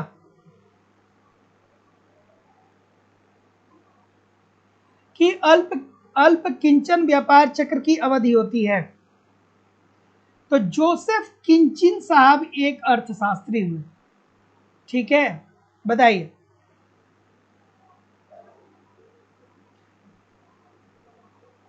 सांख्यिकी विद थे, ठीक है, और उन्होंने कहा था कि व्यापार चक्र जो होता है ना, वो हर 40 माह में होता है। मतलब व्यापार चक्र जो है, व्यापार का एक चक्र हर 40 महीने में घटित होता है। ठीक है, हर 40 महीने में घटित होता है। अर्थात अर्थव्यवस्था में क्या आती है, अर्थव्यवस्था में विस्तार आता है, अर्थव्यवस्था शिखर पे पहुंचता है, फिर सुस्ती आनी शुरू हो जाती है, फिर मंदी आता है, फिर पुनरुत्थान आता है, फिर समृद्धि की तरफ अर्थव्यवस्था क्या होता है, अग्रसर हो जाता है। ऐसा लगने में, एक व्यापार चक्र से होकर के गुजरने में अर्थव्यवस्था को 40 माह का समय लग जाता है। So option number A. अगला, अंतर्राष्ट्रीय व्यापार का प्रमुख लाभ है। ये तो बच्चों वाला प्रश्न है। अंतर्राष्ट्रीय व्यापार, अंतर्राष्ट्रीय व्यापार का मतलब क्या होता है, जब एक राष्ट्र दूसरे राष्ट्र से व्यापार करे, जब एक देश दूसरे देश से व्यापार करे तो विशिष्टीकरण होता है। बिल्कुल ठीक है। अगर जो भारत को किसी वस्तु में विशिष्टीकरण हासिल है तो बहुत सारी वस्तुओं का उत्पादन करके भारत दूसरे देश को बेच सकता है। जैसे भारत श्रम प्रधान देश है तो श्रम प्रधान निर्मित वस्तुओं को उत्पादित करके ये अंतर्राष्ट्रीय बाजार में बेच सकता है, क्योंकि जो विकसित देश हैं वो श्रम प्रधान वस्तुओं का उत्पादन नहीं करते हैं, वो पूंजीगत प्रधान वस्तुओं का उत्पादन करते हैं। उच्च जीवन स्तर की अगर जो हम लोग बात करें तो बिल्कुल ठीक है, अंतर्राष्ट्रीय व्यापार होगा तो आप के देश की उत्पादकता का स्तर बढ़ेगा, उत्पादन बढ़ेगा तो पैसा आएगा तो जीवन स्तर ऊंचाई होगा, और आर्थिक विकास की तीव्र गति, जब उत्पादन होगा तो आर्थिक विकास में वृद्धि होगी। सो डी। अगला, कि एक अर्थव्यवस्था में चक्रीय उच्चावचनों को नियंत्रित करने के लिए निम्नलिखित में से कौन ज्यादा प्रभावशाली है। सभी लोग एक बार वीडियो को लाइक और शेयर जरूर कर दिया करिए। इतने सारे लोग क्लास देख रहे हैं। सतीश कुमार गुप्ता जी, सुनीता गुप्ता जी, अरुधति देवी जी, परेश दास जी, नेहा जी, गणपत लाल जी, अदी सिंह जी, ठीक है, चलिए, पूजा सेन जी, ठीक, रवि कुमार जी, मोहम्मद साहिद नूरी जी, ठीक है, प्रसाद गौड़ जी, ठीक है, सदानंद मिश्रा जी। बहुत तेजी से आप लोग का उत्तर आने लगता है, फिर मैं सबका कमेंट पढ़ नहीं पाता हूं, लेकिन सभी लोग एक बार वीडियो को लाइक और शेयर जरूर कर दिया करिए। इतने सारे लोग क्लास देख रहे हैं लेकिन फिर भी लाइक और शेयर की संख्या देखिए बहुत कम है। एक बार सभी लोग वीडियो को लाइक और शेयर कर दीजिए। तो इसका क्या मतलब है कि अर्थव्यवस्था में चक्रीय उच्चावचनों को नियंत्रित करने के लिए, चक्रीय उच्चावचन का मतलब क्या होता है कि अर्थव्यवस्था क्या होती है कि कभी एकदम मंदी की स्थिति में होती है। मंदी का मतलब क्या होता है कि अर्थव्यवस्था में जहां मांग और पूर्ति दोनों अपने न्यूनतम बिंदु पे हो। एक समय ऐसा आता है जब आप सुने होंगे कि आप मार्केट जाते हैं तो बहुत सारे दुकानदार कहते हैं कि यार बड़ा मंदी चल रहा है। मंदी का मतलब क्या हो रहा है कि उसकी वस्तु की बिक्री कम हो रही है। तो या तो मंदी या तो समृद्धि, समृद्धि अगर जो आ जाएगी तो यहाँ पे क्या होगा, यहाँ पे मांग व पूर्ति अपने उच्चतम बिंदु पे चला जाएगा। तो ये दोनों ठीक है। देखिए, मांग और पूर्ति दोनों अपने न्यूनतम बिंदु पे जाए ये भी ठीक नहीं है, और मांग व पूर्ति दोनों अपने उच्चतम बिंदु पे जाए तो इसके भी समय समय पे बहुत सारे दुष्परिणाम देखने को मिलते हैं। तो ऐसी स्थिति में मौद्रिक उपाय अपनाने चाहिए, ठीक है, क्योंकि अगर जो मुद्रा की पूर्ति बढ़ जाएगी तो लोग उत्पादन से ज्यादा मांग को बढ़ा देंगे तो कीमतों में वृद्धि आ जाएगी, और कीमतों में वृद्धि आ जाएगी तो फिर मुद्रास्फीति की स्थिति क्रिएट हो जाएगी। राजकोषीय उपाय सरकार को भी अपनाना चाहिए और प्रत्यक्ष रूप से नियंत्रण भी करना चाहिए। तो उपरोक्त सभी। अगला, कि निम्नलिखित में से कौन एक व्यापार चक्र के विषय में सही नहीं है। व्यापार चक्र के विषय में कौन सा सही नहीं है। व्यापार चक्र की अवधारणा किस अर्थशास्त्री के द्वारा दिया गया, ठीक है, व्यापार चक्र की अवधारणा किस अर्थशास्त्री के द्वारा दिया गया। व्यापार चक्र की अगर जो बात करें तो पढ़े हैं कि नहीं पढ़े हैं इसके ग्राफ को, चलिए अभी मैं बताता हूं, ठीक है। तो ये क्या पूछ रहा है कि कौन सा एक व्यापार चक्र के विषय में सही नहीं है। तो व्यापार चक्र के विषय में कौन सा सही नहीं है, तो उतार और चढ़ाव का स्वभाव मौसमी होते हैं। भैया, व्यापार बढ़ेगा कि घटेगा ये मौसम डिसाइड नहीं करेगा, ये मांग व पूर्ति डिसाइड करेगी। व्यापार कैसा होगा किसी देश का ये डजेंट मैटर कि ठंडी आएगा तो देश में मंदी हो जाएगी और गर्मी आएगा तो देश में तेजी आ जाएगी, ऐसा कुछ नहीं होता है ना। मौसम से व्यापार का क्या लेना देना होता है, ये तो अर्थव्यवस्था में स्वतः ही क्रियाशील होते हैं। तो ये लहरों के जैसे होते हैं, देयर इज नो डाउट। बिल्कुल ठीक है। ये क्या होते हैं, लहरों के जैसे होते हैं, ठीक है, मंदी में होते हैं, पुनरुत्थान आता है, समृद्धि आता है, फिर मंदी जाते हैं, फिर पुनरुत्थान आता है, फिर समृद्धि आती है, बिल्कुल ठीक है। उसके उच्चावचन पुनरावृत्ति स्वभाव के होते हैं, बात बिल्कुल ठीक है, बार बार ये ऐसे होते रहते हैं और उतार चढ़ाव संचयी होते हैं। अगला कि निम्नलिखित में से कौन व्यापार चक्र, निम्नलिखित में व्यापार चक्र की किस अवस्था में पूर्ण रोजगार प्राप्त किया जा सकता है? पूर्ण रोजगार का मतलब क्या होता है सर, याद है आपको? पूर्ण रोजगार का मतलब क्या होता है? पूर्ण रोजगार का मतलब ये होता है कि आपकी अर्थव्यवस्था में जो प्राकृतिक और भौतिक संसाधन है, प्राकृतिक और भौतिक, ठीक है, प्राकृतिक और भौतिक जो संसाधन है, इन संसाधनों का ठीक तरीके से प्रयोग करके अगर जो आप अपने उत्पादन को अधिकतम कर पा रहे हैं तो आप कहेंगे कि आपकी अर्थव्यवस्था पूर्ण रोजगार की स्थिति में है। अब प्राकृतिक संसाधन का मतलब क्या होता है कि जैसे भारत के पास वन है ना, अर्थात भारत के पास क्या है, भारत के पास लकड़ी है ना, तो लकड़ी का अगर जो हम पूर्ण रूप से प्रयोग कर दें, भारत के पास लोहा भी है, भारत लोहा का पूर्ण रूप से प्रयोग कर दे, भारत के पास अभ्रक भी है, तो भारत अगर जो अभ्रक का भी पूर्ण रूप से प्रयोग कर दे, और भौतिक संसाधन जैसे मानव श्रम की बात हो रही है, तो अगर जो किसी अर्थव्यवस्था में, उस अर्थव्यवस्था में मौजूद प्राकृतिक और भौतिक संसाधनों का पूर्ण रूप से उपयोग कर लिया जाए तो हम कहेंगे कि अर्थव्यवस्था में पूर्ण रोजगार की स्थिति विद्यमान है। लेकिन वास्तविक जगत में ऐसा देखने को नहीं मिलता है, वास्तविक जगत में ऐसा देखने को नहीं मिलता है। तो जितने लोग भी क्या बोल रहे हैं, समृद्धि। अब इसको ग्राफ के माध्यम से भी समझ लीजिए, ग्राफ के माध्यम से भी इसको क्या कर लीजिए, आप समझ लीजिए। कुछ इस प्रकार के व्यापार चक्रों को आप क्या करते हैं कि पढ़ते हैं, यही तो, ठीक है, यही तो ठीक है। यहाँ पे क्या होता है सर, ये विस्तार की अवस्था होती है, ये क्या होती है, ये विस्तार की अवस्था होती है, ठीक है। एक सेकेंड रुक जाइएगा, एक सेकेंड, थोड़ा सा रिवीजन हो जाएगा आप लोगों का,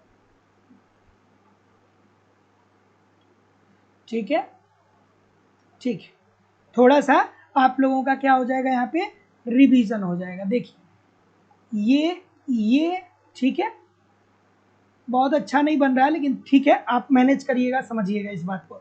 तो यहाँ पे क्या होता है सर, ये हो रहा है आपका विस्तार, ये विस्तार है, ये यहाँ पे विस्तार हो रहा है। उसके बाद ये कहाँ पे पहुंच रहा है, शिखर पे यहाँ पे पहुंच रहा है,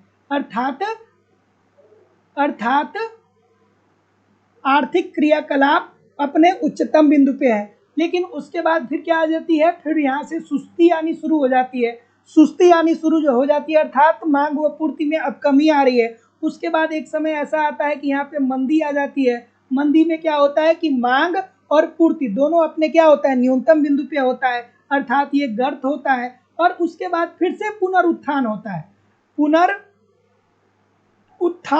पुनरुत्थान अर्थात फिर से अर्थव्यवस्था में थोड़ी बहुत आर्थिक क्रियाएं प्रारंभ हो जाती है, मांग व पूर्ति प्रारंभ हो जाती है, और फिर यहाँ पे क्या आने लगता है, समृद्धि आने लगता है, यहाँ पे समृद्धि आने लगता है, ठीक है। सो ऑप्शन नंबर क्या आ रहा है सर, ऑप्शन नंबर जितने लोग भी क्या बोल रहे हैं, सी बोल रहे हैं, बिल्कुल ठीक बोल रहे हैं। और इसी अवस्था में ये पूर्ण रोजगार की स्थिति में विद्यमान होता है। अगला कि व्यापार चक्र एक विशुद्ध मौद्रिक घटना है। ये प्रश्न एक बार नहीं, अलग अलग परीक्षाओं में बहुत बार पूछा गया है। और दोस्तों, आप लोगों की इकोनॉमिक्स की दूसरी क्लास लाइव स्टडी इलाहाबाद के मोबाइल एप्लीकेशन पे होती है, जहाँ पे इकोनॉमिक्स के अलग अलग बैच चलाए जा रहे हैं। सभी बैचेज में आपको आपके सिलेबस के अनुसार एक रणनीति के तहत इकोनॉमिक्स के सारे कंटेंट दिए जा रहे हैं। कंप्लीट आपको वहाँ पे आपके सिलेबस के अनुसार इकोनॉमिक्स के कंप्लीट कोर्स पढ़ाए जा रहे हैं, अर्थात वहाँ पे लाइव क्लास होती है। इनकेस लाइव क्लास में नहीं जुड़ेंगे तो बाद में रिकॉर्डेड क्लास मिल जाएगा। कंप्लीट आपको इकोनॉमिक्स के वहाँ पे नोट्स मिलते हैं। आप कम से कम 1 घंटे रोज नोट्स जरूर पढ़ते रहिए वहाँ से, ताकि एक तरफ कॉन्सेप्ट पढ़ते रहे, दूसरे तरफ नोट्स के माध्यम से रिवीजन करते रहे। टेस्ट सीरीज दिया जा रहा है, सप्ताह में 1-2 टेस्ट जरूर दीजिए, ताकि टेस्ट से आपको समझ में आए कि आखिरकार कहाँ पे गलती कर रहे हैं, क्यों गलती कर रहे हैं, उसमें सुधार करिए, फिर अगला टेस्ट दीजिए, जिससे एक्यूरेसी बेहतर हो पाए। आपको प्रीवियस ईयर के क्वेश्चन पेपर भी दिए जा रहे हैं, डायरेक्टली इनडायरेक्टली बहुत सारे क्वेश्चन प्रीवियस ईयर से पूछे जाते हैं, और करंट की भी क्लासेस आपको करवाई जा रही है। सब कुछ कवर कराया जा रहा है यार, आपको अलग से कुछ भी इधर उधर से, बहुत ज़्यादा इधर उधर से कुछ भी कलेक्ट करने की जरूरत नहीं है। बस इस प्रोसेस को आप एप्लीकेशन पे फॉलो करते रहिए, यूट्यूब पे प्रैक्टिस करते रहिए। आपका सब कुछ दोस्तों, आप 3 महीने अगर जो ठीक तरीके से पढ़ दिए ना यूट्यूब पे भी और एप्लीकेशन पे, तो मैं निश्चित तौर पे कह सकता हूँ कि यहाँ फिर आप अपने आप को उस स्थिति में पाएंगे जहाँ पे आप कह सकते हैं कि हमारा सिलेक्शन निश्चित तौर पे हो सकता है, क्योंकि सब कुछ प्रोवाइड किया जा रहा है। कहाँ से प्रश्न बनेंगे सब कुछ आपको यहीं से देखने को मिल जाएगा। एडमिशन ओपन है, एडमिशन की फीस केवल और केवल 2000 रुपये है। सो सिंपली एडमिशन लेने के लिए आप अपनी फीस इस नंबर पे सबमिट कर सकते हैं। गूगल पे, फोन पे या पेटीएम के माध्यम से आपको अपनी फीस इस नंबर पे सबमिट करनी होगी और इसका स्क्रीनशॉट आपको इसी व्हाट्सएप नंबर पे सेंड करना होगा। किसी भी इंक्वायरी के लिए इस नंबर पे कॉल या व्हाट्सएप मैसेज कर सकते हैं। और जो लोग केवल इकोनॉमिक्स की नोट्स प्राप्त करना चाहते हैं वो केवल नोट्स भी प्राप्त कर सकते हैं। मेरे द्वारा लिखी गई मेरे हैंड राइटिंग की नोट्स आपको मैं प्रोवाइड करा रहा हूँ ताकि सबको इकोनॉमिक्स के नोट्स सुगमता से मिल जाए, क्योंकि बहुत सारे ऐसे बच्चे होते हैं जिनको इकोनॉमिक्स के नोट्स ही नहीं मिल पाते।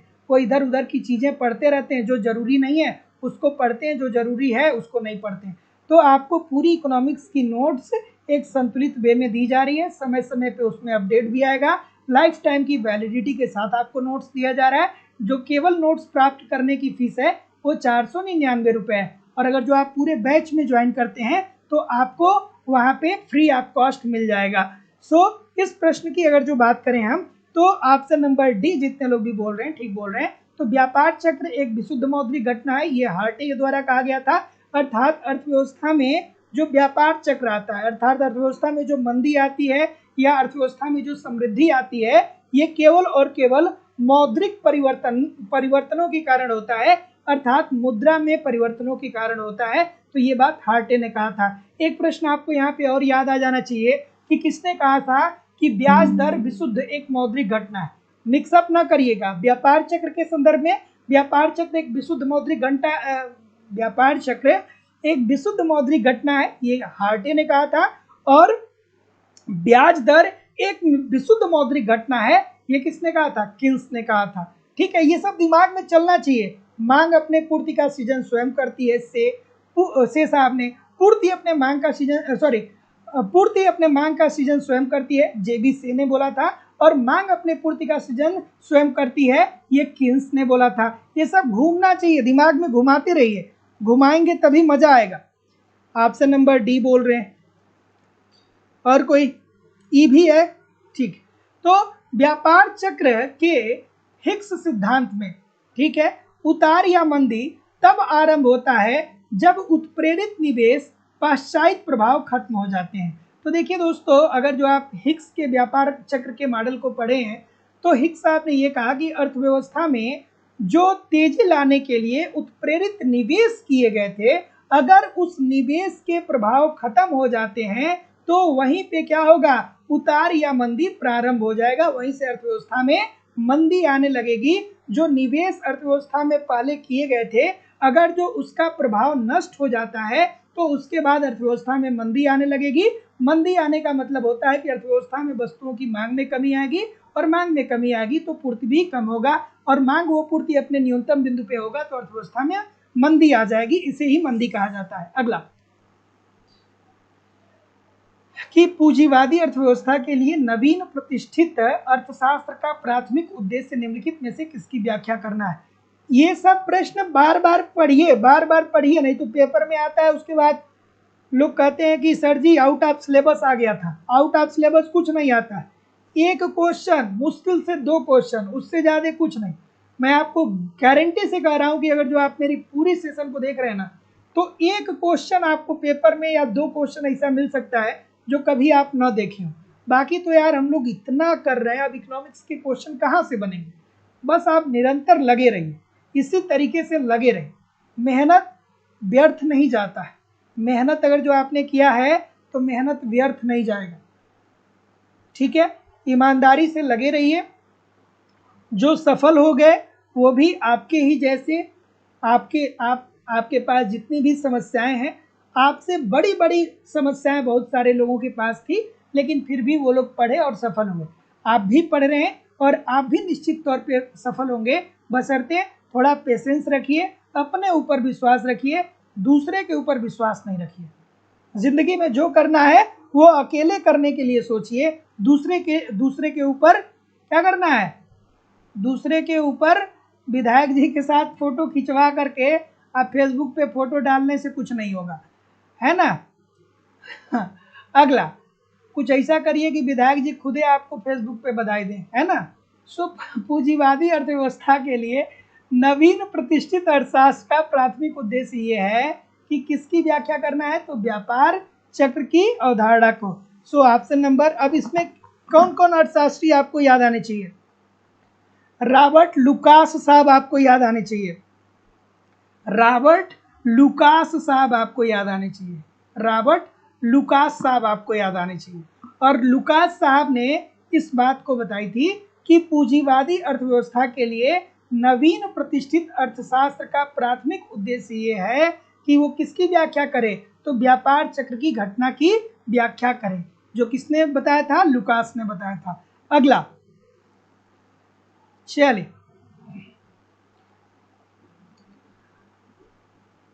अगला, बहुत सारे लड़के और बहुत सारी लड़कियां भी होती है ना कि ये मेरा बेस्ट फ्रेंड है या ये मेरी बेस्ट फ्रेंड है, और जब 2 4 10 महीने के बाद, एक महीने, 1 साल, 2 साल के बाद जब बेस्ट फ्रेंड से बात नहीं होती है तो दोनों एक दूसरे के कट्टर दुश्मन बन जाते हैं, और ये उसकी कमजोरी जानता है और वो इसकी कमजोरी जानता है, फिर दोनों में क्या होता है, घमासान मचता है।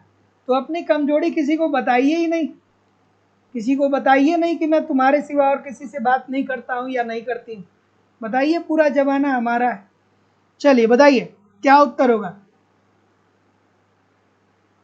कि निम्नलिखित में से कौन सा कथन शुम्पीटर के विकास मॉडल के संबंध में सही है।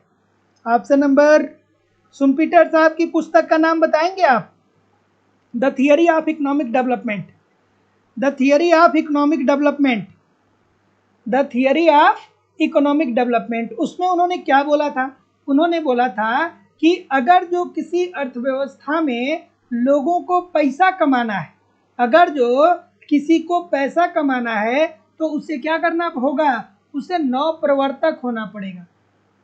अर्थात अगर जो अर्थव्यवस्था में उत्पादन को बढ़ाना है तो उसे नवप्रवर्तन करना होगा। नवप्रवर्तन का मतलब क्या होता है, नवप्रवर्तन का मतलब ये होता है कि आप कुछ ऐसा काम कर दीजिए जो आज के पहले किसी ने भी नहीं किया है। जैसे आप देखिए कि अब बहुत सारी ऐसी कार आ रही है जिसमें ड्राइवर की ज़रूरत ही नहीं है, ऑटोमेटिक कार आने लगी। तो क्या किसी ने सोचा ना कि ऑटोमेटिक कार लाए, और उस ऑटोमेटिक कार की जो कीमत है ना वो लाख में नहीं है, वो करोड़ों में, वो करोड़ों में। तो उसने क्या किया कि जो लोग 10 लाख का कार बेच रहे थे वो करोड़ों रुपए में कार बेच रहा है, और उस कार को उत्पादित करने के लिए उसे जो पैसे की जरूरत होगी वो जा करके वो बैंक से ऋण ले लेगा, अर्थात बैंक से साख ले लेगा। यही बात शुम्पीटर साहब ने कहा। अर्थात एक व्यक्ति को नवप्रवर्तक होने चाहिए, नए नए आइडिया लाने चाहिए, और जो पहले, आज के पहले किसी ने इस प्रकार का आइडिया नहीं लाया है, इस प्रकार की वस्तुओं को नहीं बेचा है, और जब उस वस्तु का उत्पादन करना हो तो उसे पैसे की जरूरत होगी, पैसा वो बैंक से ऋण ले लेगा। सो ऑप्शन नंबर क्या आ रहा है, डी बोल रहे हैं कि सर जी बैंक द्वारा साख सृजन के कारण विकास संभव है। बिल्कुल ठीक है, बैंक के द्वारा जब साख लेगा तो उत्पादन में वृद्धि होगी और व्यापार चक्र के माध्यम से पूंजीवादी अर्थव्यवस्था विकसित होती है। तो इसकी भी बात करते हैं। तो जितने लोग भी सी बोल रहे हैं ए और सही ठीक है। अगला, भुगतान संतुलन में सम्मिलित होता है।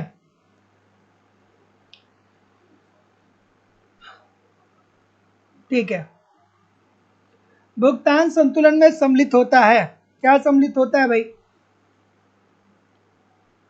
भुगतान संतुलन की परिभाषा किस अर्थशास्त्री ने दिया था। कोई अगर जो बहादुर बच्चा मुझे बता दे तो मजा आ जाए, बहादुर बच्चा या बहादुर बच्ची बता दे कोई तो मजा आ जाए।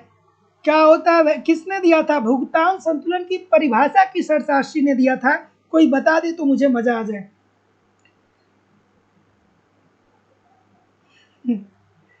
चलिए ठीक है। तो भुगतान संतुलन क्या कहलाता है भाई, या भुगतान शेष क्या कहलाता है, भुगतान शेष, भुगतान शेष। अभी मैंने एप्लीकेशन पे इसे 10 या 15 दिन पहले पढ़ाया था, तो याद करिए। भुगतान शेष क्या होता है तो किसी एक वित्तीय वर्ष में कोई एक किसी एक वित्तीय वर्ष में जब कोई एक देश विश्व के अन्य देशों के साथ लेन देन करता है तो उसी के व्यवस्थित विवरण को ही क्या बोलते हैं दोस्तों, भुगतान शेष कहते हैं। तो जैसे मान लीजिए कि भारत है, तो भारत क्या कर रहा है, चीन के साथ व्यापार कर रहा है, चीन के साथ लेन देन कर रहा है, रूस के साथ लेन देन कर रहा है, अमेरिका के साथ लेन देन कर रहा है, ठीक है, कनाडा के साथ लेन देन कर रहा है। तो ये क्या हो रहा है, ये भुगतान शेष क्या दिखाता है कि कोई एक देश विश्व के अन्य देशों के साथ जो लेन देन कर रहा है ना, उसी के वित्तीय विवरण को ही भुगतान शेष कहा जाता है। तो किसी एक देश के द्वारा किसी एक वित्तीय वर्ष में विश्व के अन्य देशों के साथ किए गए समस्त लेन देन को ही भुगतान शेष कहा जाता है। और भुगतान शेष में दृश्य और अदृश्य मदों को भी शामिल करते हैं।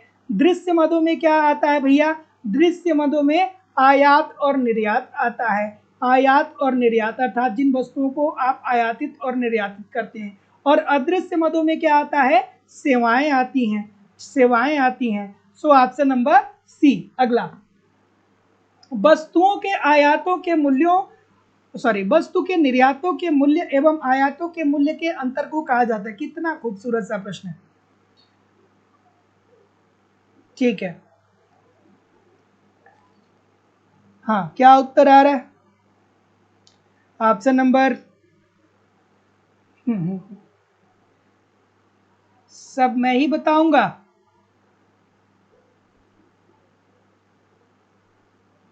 इनका नाम आपने सुना है, इन्होंने ही भुगतान शेष की परिभाषा दिया था, ठीक है, किंडल वर्गर साहब, ठीक है। क्या उत्तर आ रहा है सर, सी बोल रहे हैं, सब सी बोलेंगे, सब सी बोलेंगे। सो व्यापार संतुलन, ठीक है। तो वस्तुओं के निर्यातों के मूल्य और आयातों के मूल्य के अंतर को व्यापार संतुलन कहते हैं। अब यहाँ पे आपको 3 कंडीशन याद आना चाहिए कि सर जी अगर जो निर्यातों की कीमत कम होगी, ठीक है, अगर जो हम निर्यात कम करेंगे और आयात ज़्यादा करेंगे तो व्यापार की शर्त उस देश के परिप्रेक्ष्य में कैसी होगी, अच्छी नहीं होगी, अर्थात प्रतिकूल होगी। दूसरा, यदि निर्यात बराबर होता है आयात के तो ये क्या होगा दोस्तों, यहाँ पे अर्थव्यवस्था स्थिर अवस्था में होगी। और अगर जो तीसरी कंडीशन में कि अगर जो निर्यात हम ज़्यादा करें और आयात अगर जो हम कम करें तो ऐसी स्थिति में क्या होगा कि हमारे देश को व्यापार से लाभ होगा, अर्थात व्यापार हमारे लिए प्रतिकूल, व्यापार की शर्त हमारे लिए अनुकूल होगी।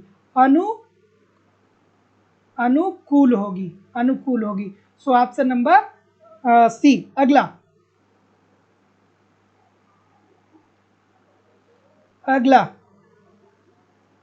क्या उत्तर आ रहा है, सभी लोग एक बार वीडियो को लाइक और शेयर कर दीजिए। एक बार सभी लोग वीडियो को पहले लाइक और शेयर करिए। जितने लोग जुड़े हैं लाइव उतना भी लाइक नहीं है, पहले एक बार सभी लोग वीडियो को लाइक और शेयर कर दीजिए, है ना।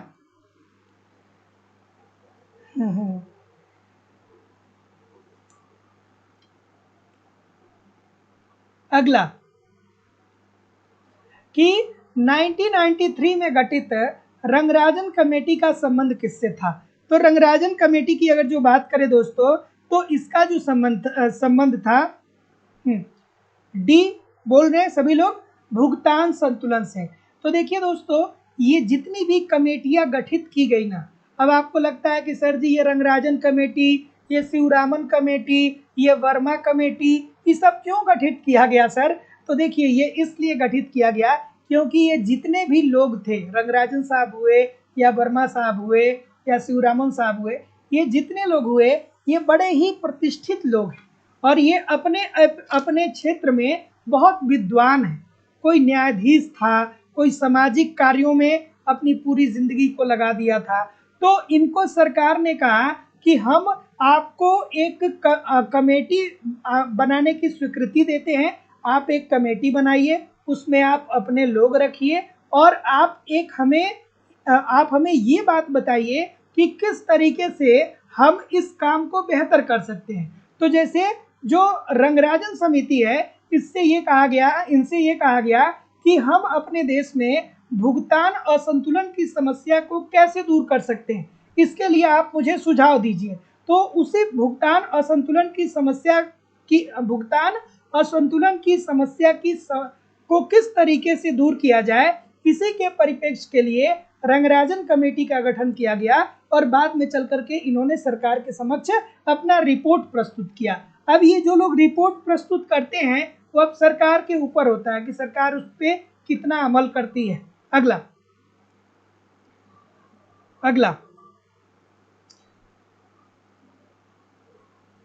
कि जब विदेशी मुद्रा की स्वायत्त पूर्ति एवं स्वायत्त मात्रा का अंतर धनात्मक हो तो भुगतान संतुलन की स्थिति होगी। क्या उत्तर होगा? इजी सी बात है, ध्यान से समझिएगा, खूबसूरत सा प्रश्न है।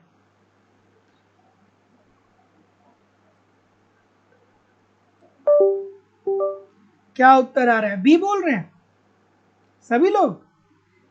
चलिए, तो जब विदेशी मुद्रा की स्वायत्त पूर्ति एवं स्वायत्त मांग का अंतर धनात्मक हो, ठीक है, तो भुगतान संतुलन की स्थिति क्या होगी?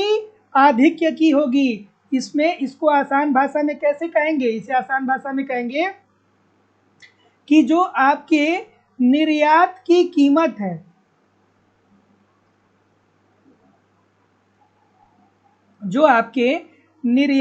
कीमत है, वो ज्यादा प्राप्त हो रही है आयात की कीमत से। ठीक है, तो जिन वस्तुओं को हम निर्यातित कर रहे हैं उससे हमें विदेशी मुद्रा बहुत ज्यादा प्राप्त हो रही है, और वहीं दूसरी तरफ जो हम आयात कर रहे हैं उससे हमें कम मुद्रा का त्याग करना पड़ रहा है। तो ऐसी स्थिति में ये क्या होगा? भुगतान संतुलन की स्थिति आधिक्य की होगी, अर्थात निर्यात करने से ज्यादा कीमतों को हम लोग प्राप्त कर रहे हैं, ज्यादा मुद्रा प्राप्त कर रहे हैं, निर्यात करके ज्यादा मुद्रा प्राप्त कर रहे हैं और आयात करके कम मुद्रा हम त्याग रहे हैं। तो इस प्रकार के भुगतान संतुलन की स्थिति को आधिक्य का भुगतान संतुलन कहा जाएगा। अगला, चलिए थोड़ा सा एडजस्ट कर दूं मैं। हाँ, अगला प्रश्न है, खूबसूरत सा है, बार बार पूछे जाने वाला प्रश्न है। थोड़ा आराम से, प्यार से और धैर्य से इस प्रश्न का आपको करेंगे तो और मजा आएगा।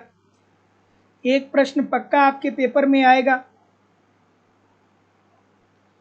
चलिए, तो कम विकसित देश की विकसित देशों पर निर्भरता उनके अल्प विकास का मुख्य कारण है। क्या ये बात सही है? और यदि यह धनी गरीब देशों के संबंधों की अधिक असमान अंतर्राष्ट्रीय पूंजीवादी व्यवस्था के ऐतिहासिक उद्भव विकास के कारण हुआ है। कितना अच्छा सा प्रश्न है।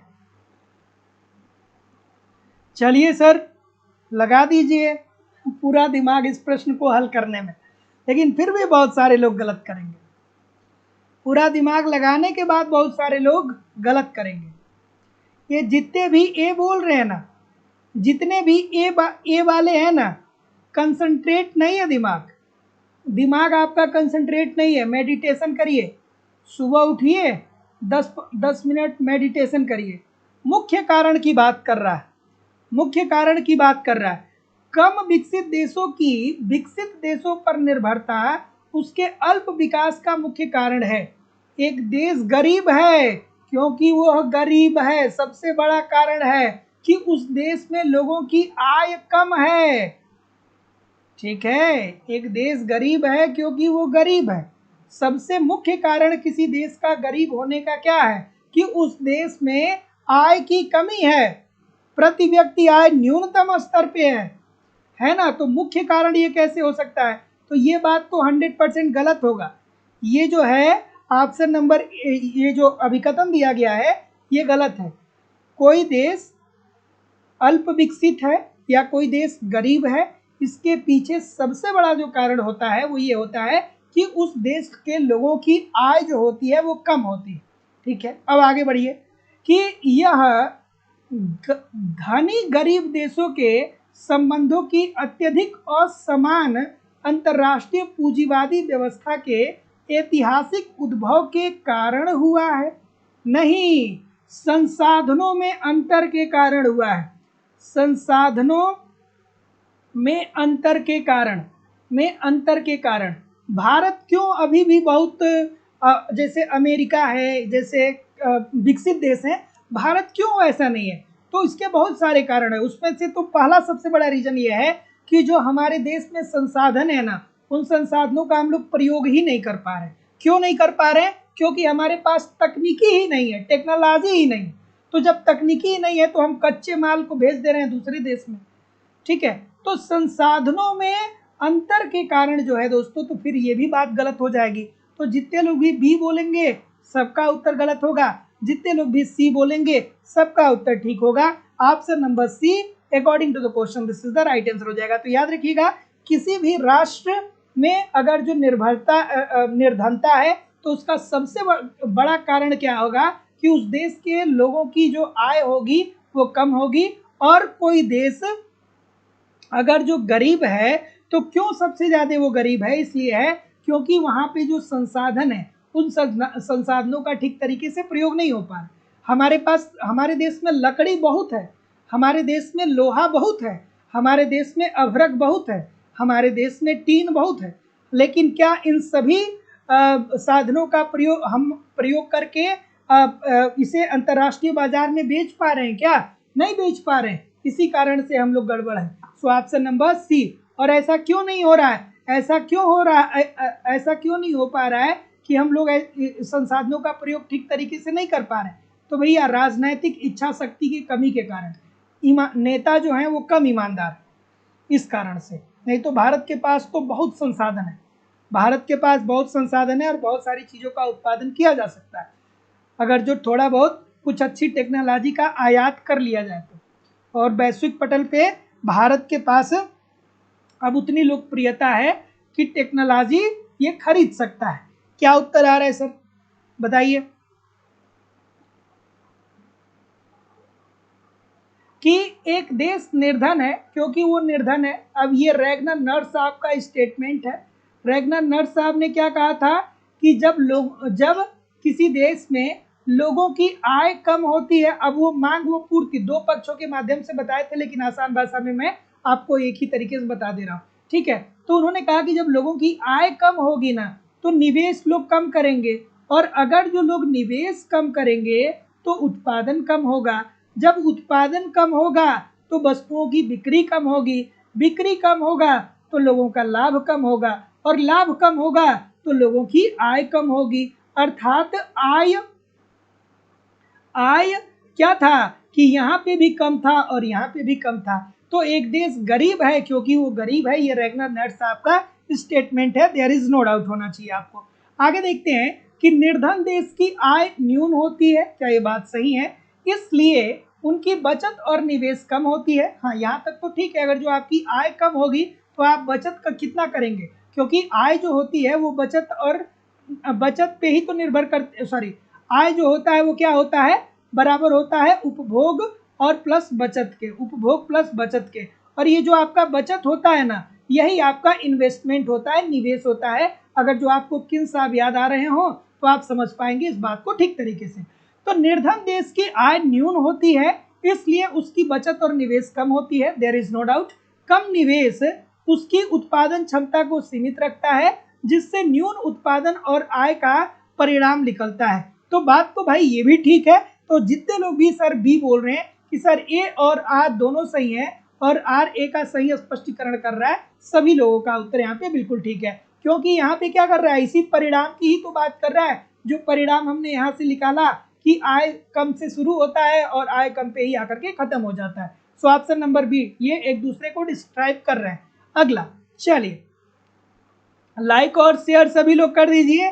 और जो लोग भी अभी तक लाइव स्टडी इलाहाबाद के मोबाइल ऐप यूट्यूब चैनल को अभी तक सब्सक्राइब नहीं किया, आप यूट्यूब चैनल को सब्सक्राइब कर लीजिए। ईच एंड एवरी डे आपकी क्लास होती है। आप डिस्क्रिप्शन बॉक्स में जा सकते हैं, यहाँ पे आपको व्हाट्सएप का लिंक मिल जाएगा। लाइव स्टडी इलाहाबाद के व्हाट्सएप चैनल का लिंक मिल जाएगा। आप व्हाट्सएप चैनल ज्वाइन कर लेंगे तो जो छोटे मोटे टर्म होते हैं इकोनॉमिक्स के, वहाँ पे कुछ कुछ आपको इकोनॉमिक्स के नोट्स भी प्रोवाइड किए जाते हैं। मतलब जो बेसिक सी चीज़ें होती हैं जो जाननी बहुत ज़रूरी होती हैं, लेकिन 90% बच्चे उसको नहीं जानते। जैसे कि आगत क्या होता है, निर्गत क्या होता है, आप अगर जो नहीं जानते हैं, अगर जो आपको यही नहीं पता है कि मांग क्या होता है, तो ये छोटे छोटे जो टर्म है वो सारी चीज़ें आपको यहाँ पे इस व्हाट्सएप चैनल में प्रोवाइड की जाती है।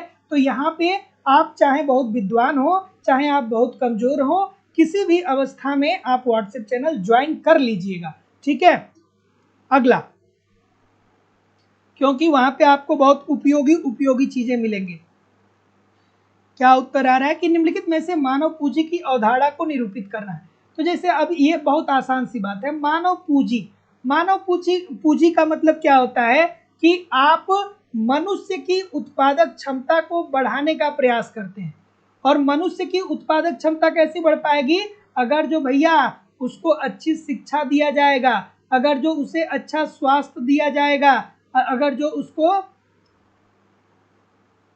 अच्छा स्वास्थ्य दिया जाएगा, अगर जो उसे अच्छा बिजली दिया जाएगा, अगर जो उसे अच्छा परिवहन दिया जाएगा, उसके पास ये सारी चीज़ें होने लगेंगी तो वो क्या करेगा? उत्पादन के लिए प्रेरित होने लगेगा। तो देखिए क्या उत्तर आ रहा है। ठीक है।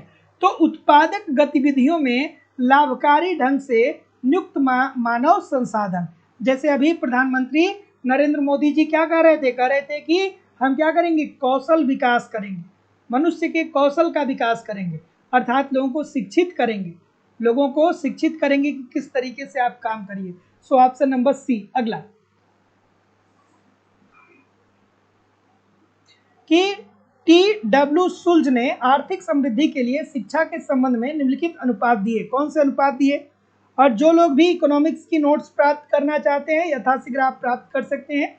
कंप्लीट आपको इकोनॉमिक्स का नोट्स मेरे हैंड राइटिंग का आपको दिया जा रहा है, वहाँ पे लाइफ टाइम की वैलिडिटी के साथ आपको नोट्स अवेलेबल हो जाएगा। चलिए क्या उत्तर आ रहा है? हाँ, डी बोल रहे हैं, और कोई? डी बोल रहे हैं, सी बोल रहे हैं। तो देखिए दोस्तों, टी.डब्ल्यू. शुल्ज के संदर्भ में बात कर रहा है। अब बहुत सारे लोग किसकी याद करेंगे? बहुत सारे लोग इसको किसकी याद करेंगे बताइए मुझे कमेंट करके।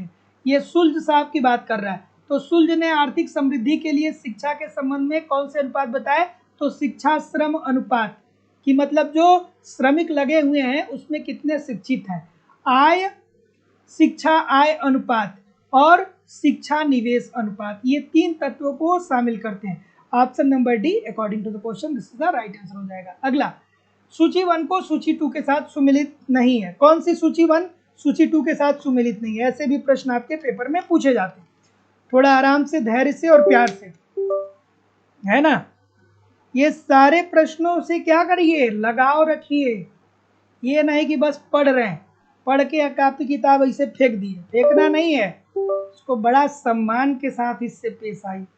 यही जिंदगी बनाएगा, और कोई कुछ नहीं बनाने वाला है आपके लिए, है ना। यही क्वेश्चंस, यही कॉपी, यही किताब, यही मोबाइल और यही सर, बैठा हूं मैं यहाँ पे, यही जिंदगी का उद्धार करेगा, और कोई नहीं कर पाएगा आपके लिए।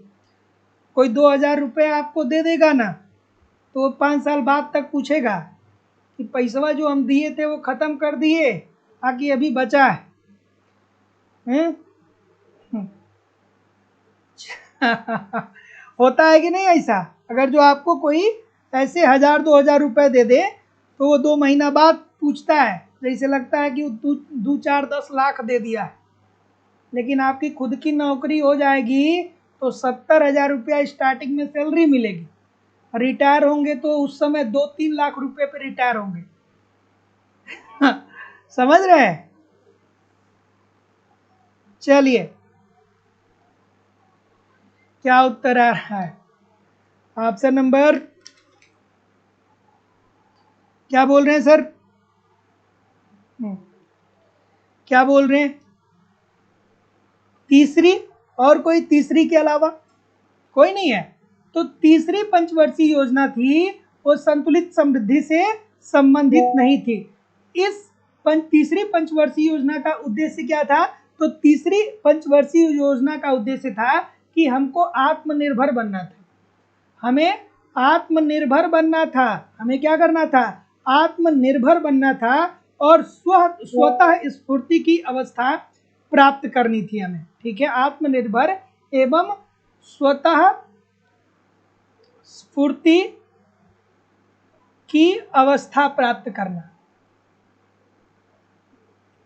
अवस्था प्राप्त करना। तो देखिए दोस्तों, जब हम लोगों को पाकिस्तान के साथ युद्ध लड़ना पड़ा, चीन के साथ युद्ध लड़ना पड़ा, और उसके साथ साथ हमारे पास एक तरफ हमारे देश में हमें फाइनेंशियली प्रॉब्लम तो हो ही रहा था, वहीं दूसरी तरफ से क्या हो रहा था कि अब ये समस्या क्रिएट हो रही थी कि अपने देश में जितने लोग हैं उनकी जो मांग है उसकी पूर्ति कैसे की जाए। तो ऐसी स्थिति में भारत ने कहा कि अब हमको आत्मनिर्भर बनना है, अर्थात जो हमारे अर्थव्यवस्था की मांग है इसकी पूर्ति हमें स्वतः ही करनी होगी। सो तीसरी पंचवर्षीय योजना, तीसरी पंचवर्षीय योजना किस पे आधारित थी? कमेंट करके बताइएगा मुझे। तीसरी पंचवर्षीय योजना किस पे आधारित थी? कमेंट करके बताइए।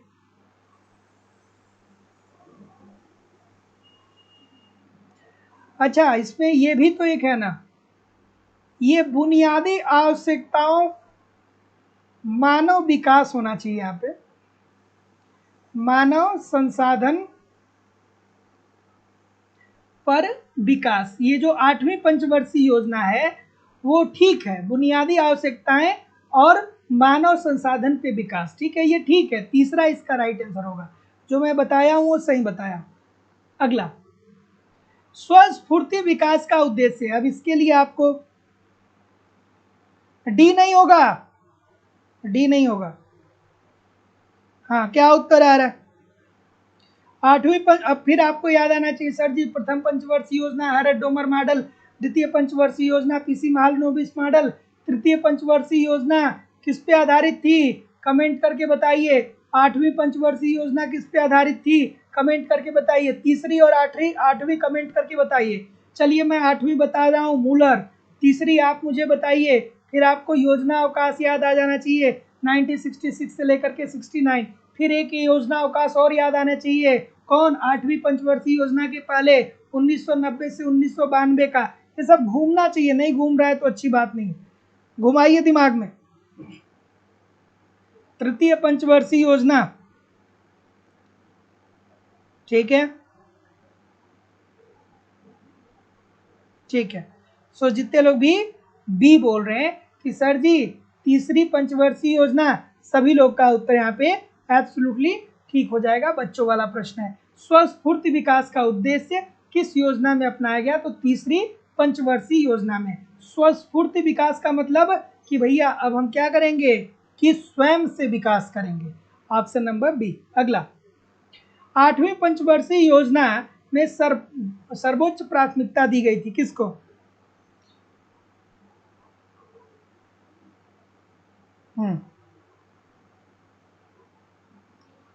ठीक है,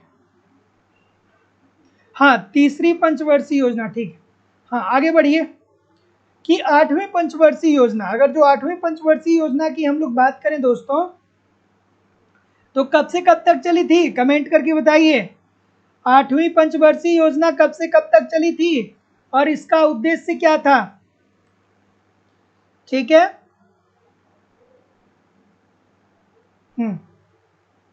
चलिए, एक प्रश्न पूछा जाता है कि 8वीं पंचवर्षीय योजना किस मॉडल पे आधारित थी? तो याद रखिएगा दोस्तों, मूलर मॉडल, मूलर मॉडल पे आधारित थी। मूलर मॉडल पे आधारित थी 8वीं पंचवर्षीय योजना। 8वीं पंचवर्षीय योजना कब से कब तक चली थी? तो 1 अप्रैल 1992 से 1 अप्रैल 1992 से 31 मार्च 1997 तक चली थी। 1997 तक चली थी, और इसके जस्ट पहले 1990 से लेकर के 1992 तक क्या चला, 2 वर्ष का योजना अवकाश भी चला था। ठीक है, तो ये भी याद रखिएगा। बहुत सारे लोग 66 से 69 याद रख लेते हैं, लेकिन ये 90 से 92 नहीं याद रखते हैं। इसको याद रखिएगा, पूछा जाता है ना। और ये मूलर मॉडल पे आधारित थी, और इसमें अभी मैंने कुछ देर पहले आपको बताया था कि मानव संसाधन के विकास पे विशेष बल दिया गया। Option number C. अगला कि 10वीं पंचवर्षीय योजना के लिए कुछ लक्ष्यों पर विचार करिए। दोस्तों, मैं बार बार आपसे कहता हूं कि ये सारी चीजें आपको पढ़नी जरूरी है, नहीं तो जब एग्जामिनेशन हॉल में ये प्रश्न आ जाएगा ना, तो अंदर से आप एकदम व्याकुल हो जाएंगे और बाहर से एकदम शांत हो जाएंगे, है ना, कि सर कह रहे थे कि पढ़ लीजिए ये पंचवर्षीय योजना वाले प्रश्न। क्योंकि आजकल इकोनॉमिक्स पढ़ने वाले बच्चों के दिमाग में बहुत सारी भ्रांतियां भी चलती रहती हैं, है ना। वो स्टूडेंट कम टीचर ज़्यादा हो गए, स्टूडेंट कम टीचर ज़्यादा हैं वो सब। ठीक है, तो कुछ लोग कहते हैं कि ये अब पंचवर्षीय योजना नहीं पूछी जाएगी। अरे भाई, हमेशा पूछी जाएगी, क्योंकि ये भारतीय अर्थव्यवस्था की रीढ़ की हड्डी है, जो भारतीय अर्थव्यवस्था की निरंतर प्रवृत्ति को बता रहा है। एक स्टूडेंट फोन किया, कहा कि सर जी अब तो पंचवर्षीय योजना से प्रश्न आएगा नहीं, अब तो नीति आयोग बन गया है ना। तो अब मैं उसको कैसे समझाऊं? चलिए बताइए। ऑप्शन नंबर कब से कब तक चला? अच्छा, ये तो दिया है 2007 से 2002 से 2007 तक। ठीक है, हाँ, क्या उत्तर आ रहा है? ए बोल रहे हैं। तो चलिए, औसत समृद्धि दर कितनी रही? नहीं, औसत समृद्धि दर ये गलत दिया है, 8.0 होना चाहिए, 8.0%। औसत समृद्धि दर 8.0 रही। ठीक है, औसत समृद्धि दर 8.0 था। और निवेश दर जीडीपी का कितना था? निवेश दर जो जीडीपी का था वो कितना था? ठीक, वो कितना था? तो वो था दोस्तों, इसमें थोड़ा सा एरर दिया है, वो था 3.6%, 3.6%। और जो विनियोग का जो लक्ष्य था, जो विनियोग का लक्ष्य था वो 28% था। इसको आप 28 बना लीजिए, मैं बना दे रहा हूँ, इसी प्रश्न को बना दे रहा हूँ ताकि आप कंफ्यूज ना होइएगा। ये परसेंटेज कितना है इसको आप हटा दीजिए, इसके जगह पे आप कर लीजिएगा 8.0%। ठीक है, इसको 25 के जगह पे आप 28 बना लीजिएगा, 28%, सॉरी 28%। हाँ ठीक है, और पूंजी उत्पादन अनुपात जो था वो 3.6 था, ये ठीक दिया गया है। तो ऐसी स्थिति में ऑप्शन नंबर डी होना चाहिए, इसका राइट आंसर हो जाएगा, आप बना लीजिएगा, है ना। So option number D. अगला कि निम्नलिखित विकास प्रारूपों में कौन सा एक प्रारूप भारतवर्ष में प्रथम पंचवर्षीय योजना में प्रयोग किया गया? बच्चों वाला प्रश्न। प्रथम पंचवर्षीय योजना, प्रथम पंचवर्षीय योजना किस कब से कब तक चला था? 1 अप्रैल 1951 से लेकर 56 तक चला था, 1951 से लेकर के 1956 तक चला था। ठीक है, प्रथम पंचवर्षीय योजना हैरेड डोमर मॉडल पे आधारित था। द्वितीय पंचवर्षीय योजना पीसी मालनोबिस मॉडल पे आधारित था। तृतीय पंचवर्षीय योजना चक्रवर्ती मॉडल पे आधारित था। उसके बाद योजना अवकाश आ जाता है 1966 से लेकर के 69 तक। फिर 5वीं पंचवर्षीय योजना आपको याद आना चाहिए, जो इंदिरा गांधी जी ने गरीबी हटाओ का नारा दिया, 20 सूत्रीय कार्यक्रम दिया। फिर 8वीं पंचवर्षीय योजना याद आना चाहिए, मानव संसाधन का विकास अर्थात मैक्स मुलर मॉडल पे आधारित था। उसके बाद 11वीं पंचवर्षीय योजना याद आना चाहिए, समावेशी विकास। फिर 12वीं और अंतिम पंचवर्षीय योजना 2012 से 2017 उच्चतर समावेशी विकास। ये सब घूमना चाहिए भाई, नहीं घूम रहा है तो थोड़ा पढ़िए कॉन्सेप्ट, थोड़ा कॉन्सेप्ट पढ़िए, थोड़ा कॉन्सेप्ट पढ़िए सर, जरूरी है। एक बार पढ़ लेंगे बहुत आसान हो जाएगा। और बहुत सारे लोग को लगता है कि 2000 फीस बहुत ज़्यादा है। एक बार सिलेक्शन हो गया, एक बार नौकरी मिल गई ना, तो फिर जिंदगी भर पैसा ही पैसा है। और इकोनॉमिक्स की मैं 200 से ज़्यादा क्लास आपको प्रोवाइड कराता हूँ। अगर जो पर क्लास देखिए तो पर क्लास की कास्ट 10 रुपये भी नहीं है। आपको मैं कंप्लीट वहाँ पे अपनी हैंड राइटिंग का नोट्स भी दे रहा हूँ, आपको मैं टेस्ट सीरीज भी दे रहा हूँ, आपको प्रीवियस ईयर का क्वेश्चन पेपर भी दे रहा हूँ, आपको करंट भी करवा रहा हूँ। प्रश्न कहाँ से बनेगा, आप जुड़िए तो सही, आप ईमानदारी से पढ़िए तो सही। अगर जो आप एप्लीकेशन पे इसे फॉलो करेंगे, यूट्यूब पे प्रैक्टिस करेंगे, तो मैं निश्चित तौर पे कह सकता हूँ कि कहीं कोई दिक्कत आपको होने वाली नहीं है। बहुत कम समय में बेहतर ढंग से सारी चीज़ों को आप सीख सकते हैं। एडमिशन फीस केवल और केवल 2000 रुपये है, लाइफ टाइम की वैलिडिटी के साथ। इट मीन्स अगर जो एक परीक्षा आप कोई वर्तमान समय में आपकी परीक्षा है, इन फ्यूचर में भी वैकेंसी आएगी और उसके लिए जब भी नया बैच प्रारंभ करना होगा, जब भी नया बैच प्रारंभ होगा आपको ऑटोमेटिक बैच में ऐड कर दिया जाएगा। आपको अलग से फीस सबमिट करने की जरूरत नहीं होगी। एडमिशन फीस केवल और केवल 2000 रुपये होगी। तो सिंपली अपनी फीस आप इस नंबर पे सबमिट करके इसका स्क्रीनशॉट इसी व्हाट्सएप नंबर पे सेंड कर देंगे तो आपको एडमिशन मिल जाएगा। चलिए, क्या उत्तर आ रहा है? किसी भी इंक्वायरी के लिए इस नंबर पे कॉल या व्हाट्सएप मैसेज कर दीजिएगा। क्या उत्तर आ रहा है कि प्रथम पंचवर्षीय योजना की सफलता का मुख्य कारण क्या था? तो ये तो अच्छी सी बात है सर कि प्रथम पंचवर्षीय योजना 51 से 56 तक था और उस समय दोस्तों हमारे देश में मानसून जो था वो अनुकूल था, अच्छी बारिश हुई थी, फसल बहुत अच्छी हुई थी। ठीक है, और इसी पंचवर्षीय योजना में भाखड़ा नांगलबाद, दामोदर घाटी परियोजना, हीराकुंड परियोजना, ये महत्वाकांक्षी परियोजनाएं हैं इसी प्रथम पंचवर्षीय योजना में चलाई गई थी जवाहरलाल नेहरू जी के द्वारा, जो हमारे प्रथम प्रधानमंत्री हुए। और ये बहुत बड़ी सफलता थी दोस्तों। आज के समय में क्या है कि आजकल के समय में लोग रोड भी किसी रोड का भी लोग उद्घाटन करते हैं ना, तो उसका फोटो सोशल मीडिया पे डालते हैं। लेकिन सोचिए दामोदर घाटी परियोजना कितनी बड़ी परियोजना है। अगर जो भाखड़ा नांगल परियोजना की बात करें तो ये कितनी बड़ी परियोजना है। और ये परियोजना कब स्टार्ट की गई थी? आज़ादी के जस्ट बाद। तो सोचिए ये सरकार उस समय सरकार के द्वारा किया गया बहुत ही महत्वपूर्ण कार्य था और इसकी सराहना आपको करनी चाहिए।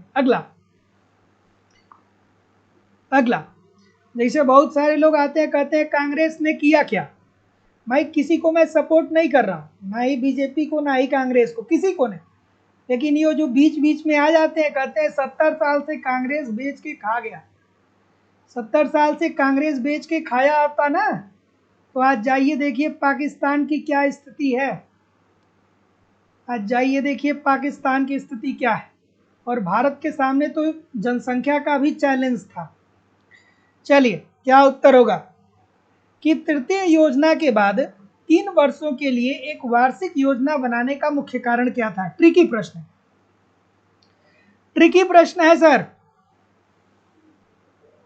ट्रिकी प्रश्न है ना। ऑप्शन नंबर सी बोल रहे हैं। तो देखिए दोस्तों, तृतीय योजना की अगर जो बात करें तो उस समय क्या हुआ था कि 1962 में और 1965 में हमें 2 युद्ध लड़ने पड़े थे। एक युद्ध हमने पाकिस्तान से लड़ा और दूसरा युद्ध हमने चाइना से लड़ा। तो 1962 और 1965 में भारत ने 2 युद्ध लड़ा, एक पाकिस्तान से लड़ा और एक चीन से लड़ा। तो ऐसी स्थिति में दोस्तों हमारे पास संसाधनों का अभाव हो गया और इसी कारण से हमने 1966 से लेकर के 1969 तक की 3 वार्षिक योजनाएं चलाई।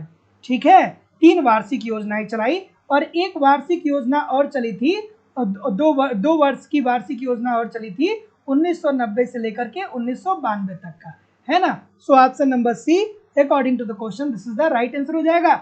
हाँ, और कहीं भी जाइएगा नहीं, कमेंट करके बताइए कितने प्रतिशत प्रश्न सही हुए। और आज के सेशन में इतना ही, लेकिन कहीं भी जाइएगा नहीं, थोड़ा बहुत हम लोग बात भी करेंगे। और आप लोगों की इकोनॉमिक्स की जो दूसरी क्लास है वो लाइव स्टडी इलाहाबाद के मोबाइल एप्लीकेशन पे होती है, जहाँ पे आपको इकोनॉमिक्स के अलग अलग बैच देखने को मिलते हैं और सभी बैचेस में आपको एक रणनीति के माध्यम से इकोनॉमिक्स के सारे कंटेंट दिए जा रहे हैं ताकि कम समय में बेहतर ढंग से आप अपनी तैयारी कर सकें और सफलता को सुनिश्चित कर पाएं। दोस्तों लाइव स्टडी इलाहाबाद के मोबाइल एप्लीकेशन पे आपको आपके सिलेबस के अनुसार इकोनॉमिक्स के सभी कॉन्सेप्ट सिंपल, सटीक और साधारण भाषा में पढ़ाए जा रहे हैं। इसकी लाइव क्लास होती है। इनकेस लाइव क्लास में नहीं जुड़ते हैं तो बाद में आपको रिकॉर्डेड क्लास भी मिल जाता है। आपको यहाँ पे कंप्लीट इकोनॉमिक्स का नोट्स भी मिल रहा है, ताकि एक तरफ आप कॉन्सेप्ट को पढ़िए, दूसरी तरफ नोट्स के माध्यम से रिवीजन करते रहिए। मेरी खुद के द्वारा लिखी हुई नोट्स यहाँ पे है, मेरी हैंड राइटिंग में नोट्स है। यहाँ पे आपको A to Z इकोनॉमिक्स के सभी नोट्स मिलेंगे एक व्यवस्थित तरीके से। यहाँ पे आपको टेस्ट सीरीज भी दिया जा रहा है, ताकि आप समय समय पे टेस्ट दीजिए, देखिए कि गलती कहाँ पे हो रही है, गलती क्यों हो रही है, उसमें सुधार करिए, फिर अगला टेस्ट दीजिए, जिससे आपकी एक्यूरेसी बेहतर हो पाए। आपको प्रीवियस ईयर के क्वेश्चन पेपर भी दिए जा रहे हैं। डायरेक्टली इनडायरेक्टली बहुत सारे क्वेश्चन प्रीवियस ईयर से पूछे जाते हैं और करंट की भी क्लासेज आपको करवाई जा रही है। सब कुछ कवर कराया जा रहा है। आपको कहीं भी इधर उधर से कुछ भी कलेक्ट करने की जरूरत नहीं होगी। इस प्रोसेस को आप एप्लीकेशन पे फॉलो करिए, यूट्यूब पे प्रैक्टिस करते रहिए। निश्चित तौर पे कम समय में बहुत बेहतर ढंग से आप तैयारी करके अपनी सफलता को सुनिश्चित कर सकते हैं। कोर्स की वैलिडिटी आपकी लाइफ टाइम है। इट मीन्स अगर जो आप एक बार कोर्स को परचेज करते हैं तो वर्तमान समय में तो आप बने ही रहेंगे, साथ ही साथ इन फ्यूचर में जब भी कोई नई वैकेंसी आएगी और उसके लिए जब भी कोई नया बैच प्रारंभ होगा, आपको ऑटोमेटिक बैच में ऐड कर दिया जाएगा। अलग से आपको फीस सबमिट करने की जरूरत नहीं होगी। एडमिशन फीस केवल और केवल 2000 रुपये है। तो सिंपली आप एडमिशन लेने के लिए अपनी फीस इस नंबर पे, गूगल पे, फोन पे या पेटीएम के माध्यम से सबमिट कर सकते हैं और इसका स्क्रीनशॉट आपको इसी व्हाट्सएप नंबर पे सेंड करना होगा। किसी भी इंक्वायरी के लिए इस नंबर पे आप कॉल या व्हाट्सएप मैसेज कर सकते हैं। डिस्क्रिप्शन बॉक्स में जाइए, एप्लीकेशन का लिंक दिया गया, एप्लीकेशन को डाउनलोड करके डायरेक्ट भी आप कोर्स को परचेज कर सकते हैं। और हमारे पास जो इकोनॉमिक्स का बैच है वो सभी बैच उपलब्ध है और सभी बैच में आपको सारी चीजें प्रोवाइड की जा रही हैं। उत्तर प्रदेश में टीजीटी पीजीटी के लिए आपको नया बैच देखने को मिल जाएगा। बिहार में टीजीटी पीजीटी बीपीएससी 4.0 के लिए आपको बैच देखने को मिल जाएगा। यूजीसी नेट के लिए जो दिसंबर में होने वाला है उसके लिए भी बैच आपको मिल जाएगा। झारखंड में टीजीटी पीजीटी और जेट के लिए आपको बैच देखने को मिल जाएगा। मध्य प्रदेश में जो सेट की परीक्षा है दिसंबर में, उसके लिए बैच देखने को मिल जाएगा।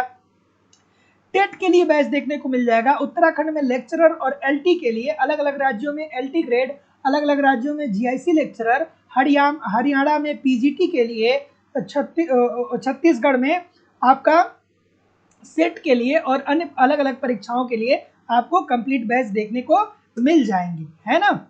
और अगर जो केवल आप इकोनॉमिक्स के नोट्स प्राप्त करना चाहते हैं, कंप्लीट इकोनॉमिक्स का नोट्स प्राप्त करना चाहते हैं, तो इसकी फीस जो है वो केवल 499 रुपये है। तो आप इस फीस को इस नंबर पे सबमिट करके संपूर्ण इकोनॉमिक्स का नोट्स हमारी हैंड राइटिंग के द्वारा हमारे द्वारा उस नोट्स को तैयार किया गया है। एप्लीकेशन पे वो नोट्स आपको मिल जाएगा लाइफ टाइम की वैलिडिटी के साथ। इट मीन्स एक बार नोट्स अगर जो आप परचेज कर लेंगे तो दोबारा आपको कहीं भी इधर उधर से नोट्स की जरूरत नहीं होने वाली है। अगर जो आपने चैनल को सब्सक्राइब नहीं किया है तो चैनल को सब्सक्राइब कर लीजिए। वीडियो को लाइक नहीं किए हैं तो वीडियो को लाइक कर दीजिए। मिलते हैं हम लोग नेक्स्ट क्लास में। तब तक के लिए आप दोस्तों पढ़ते रहिए।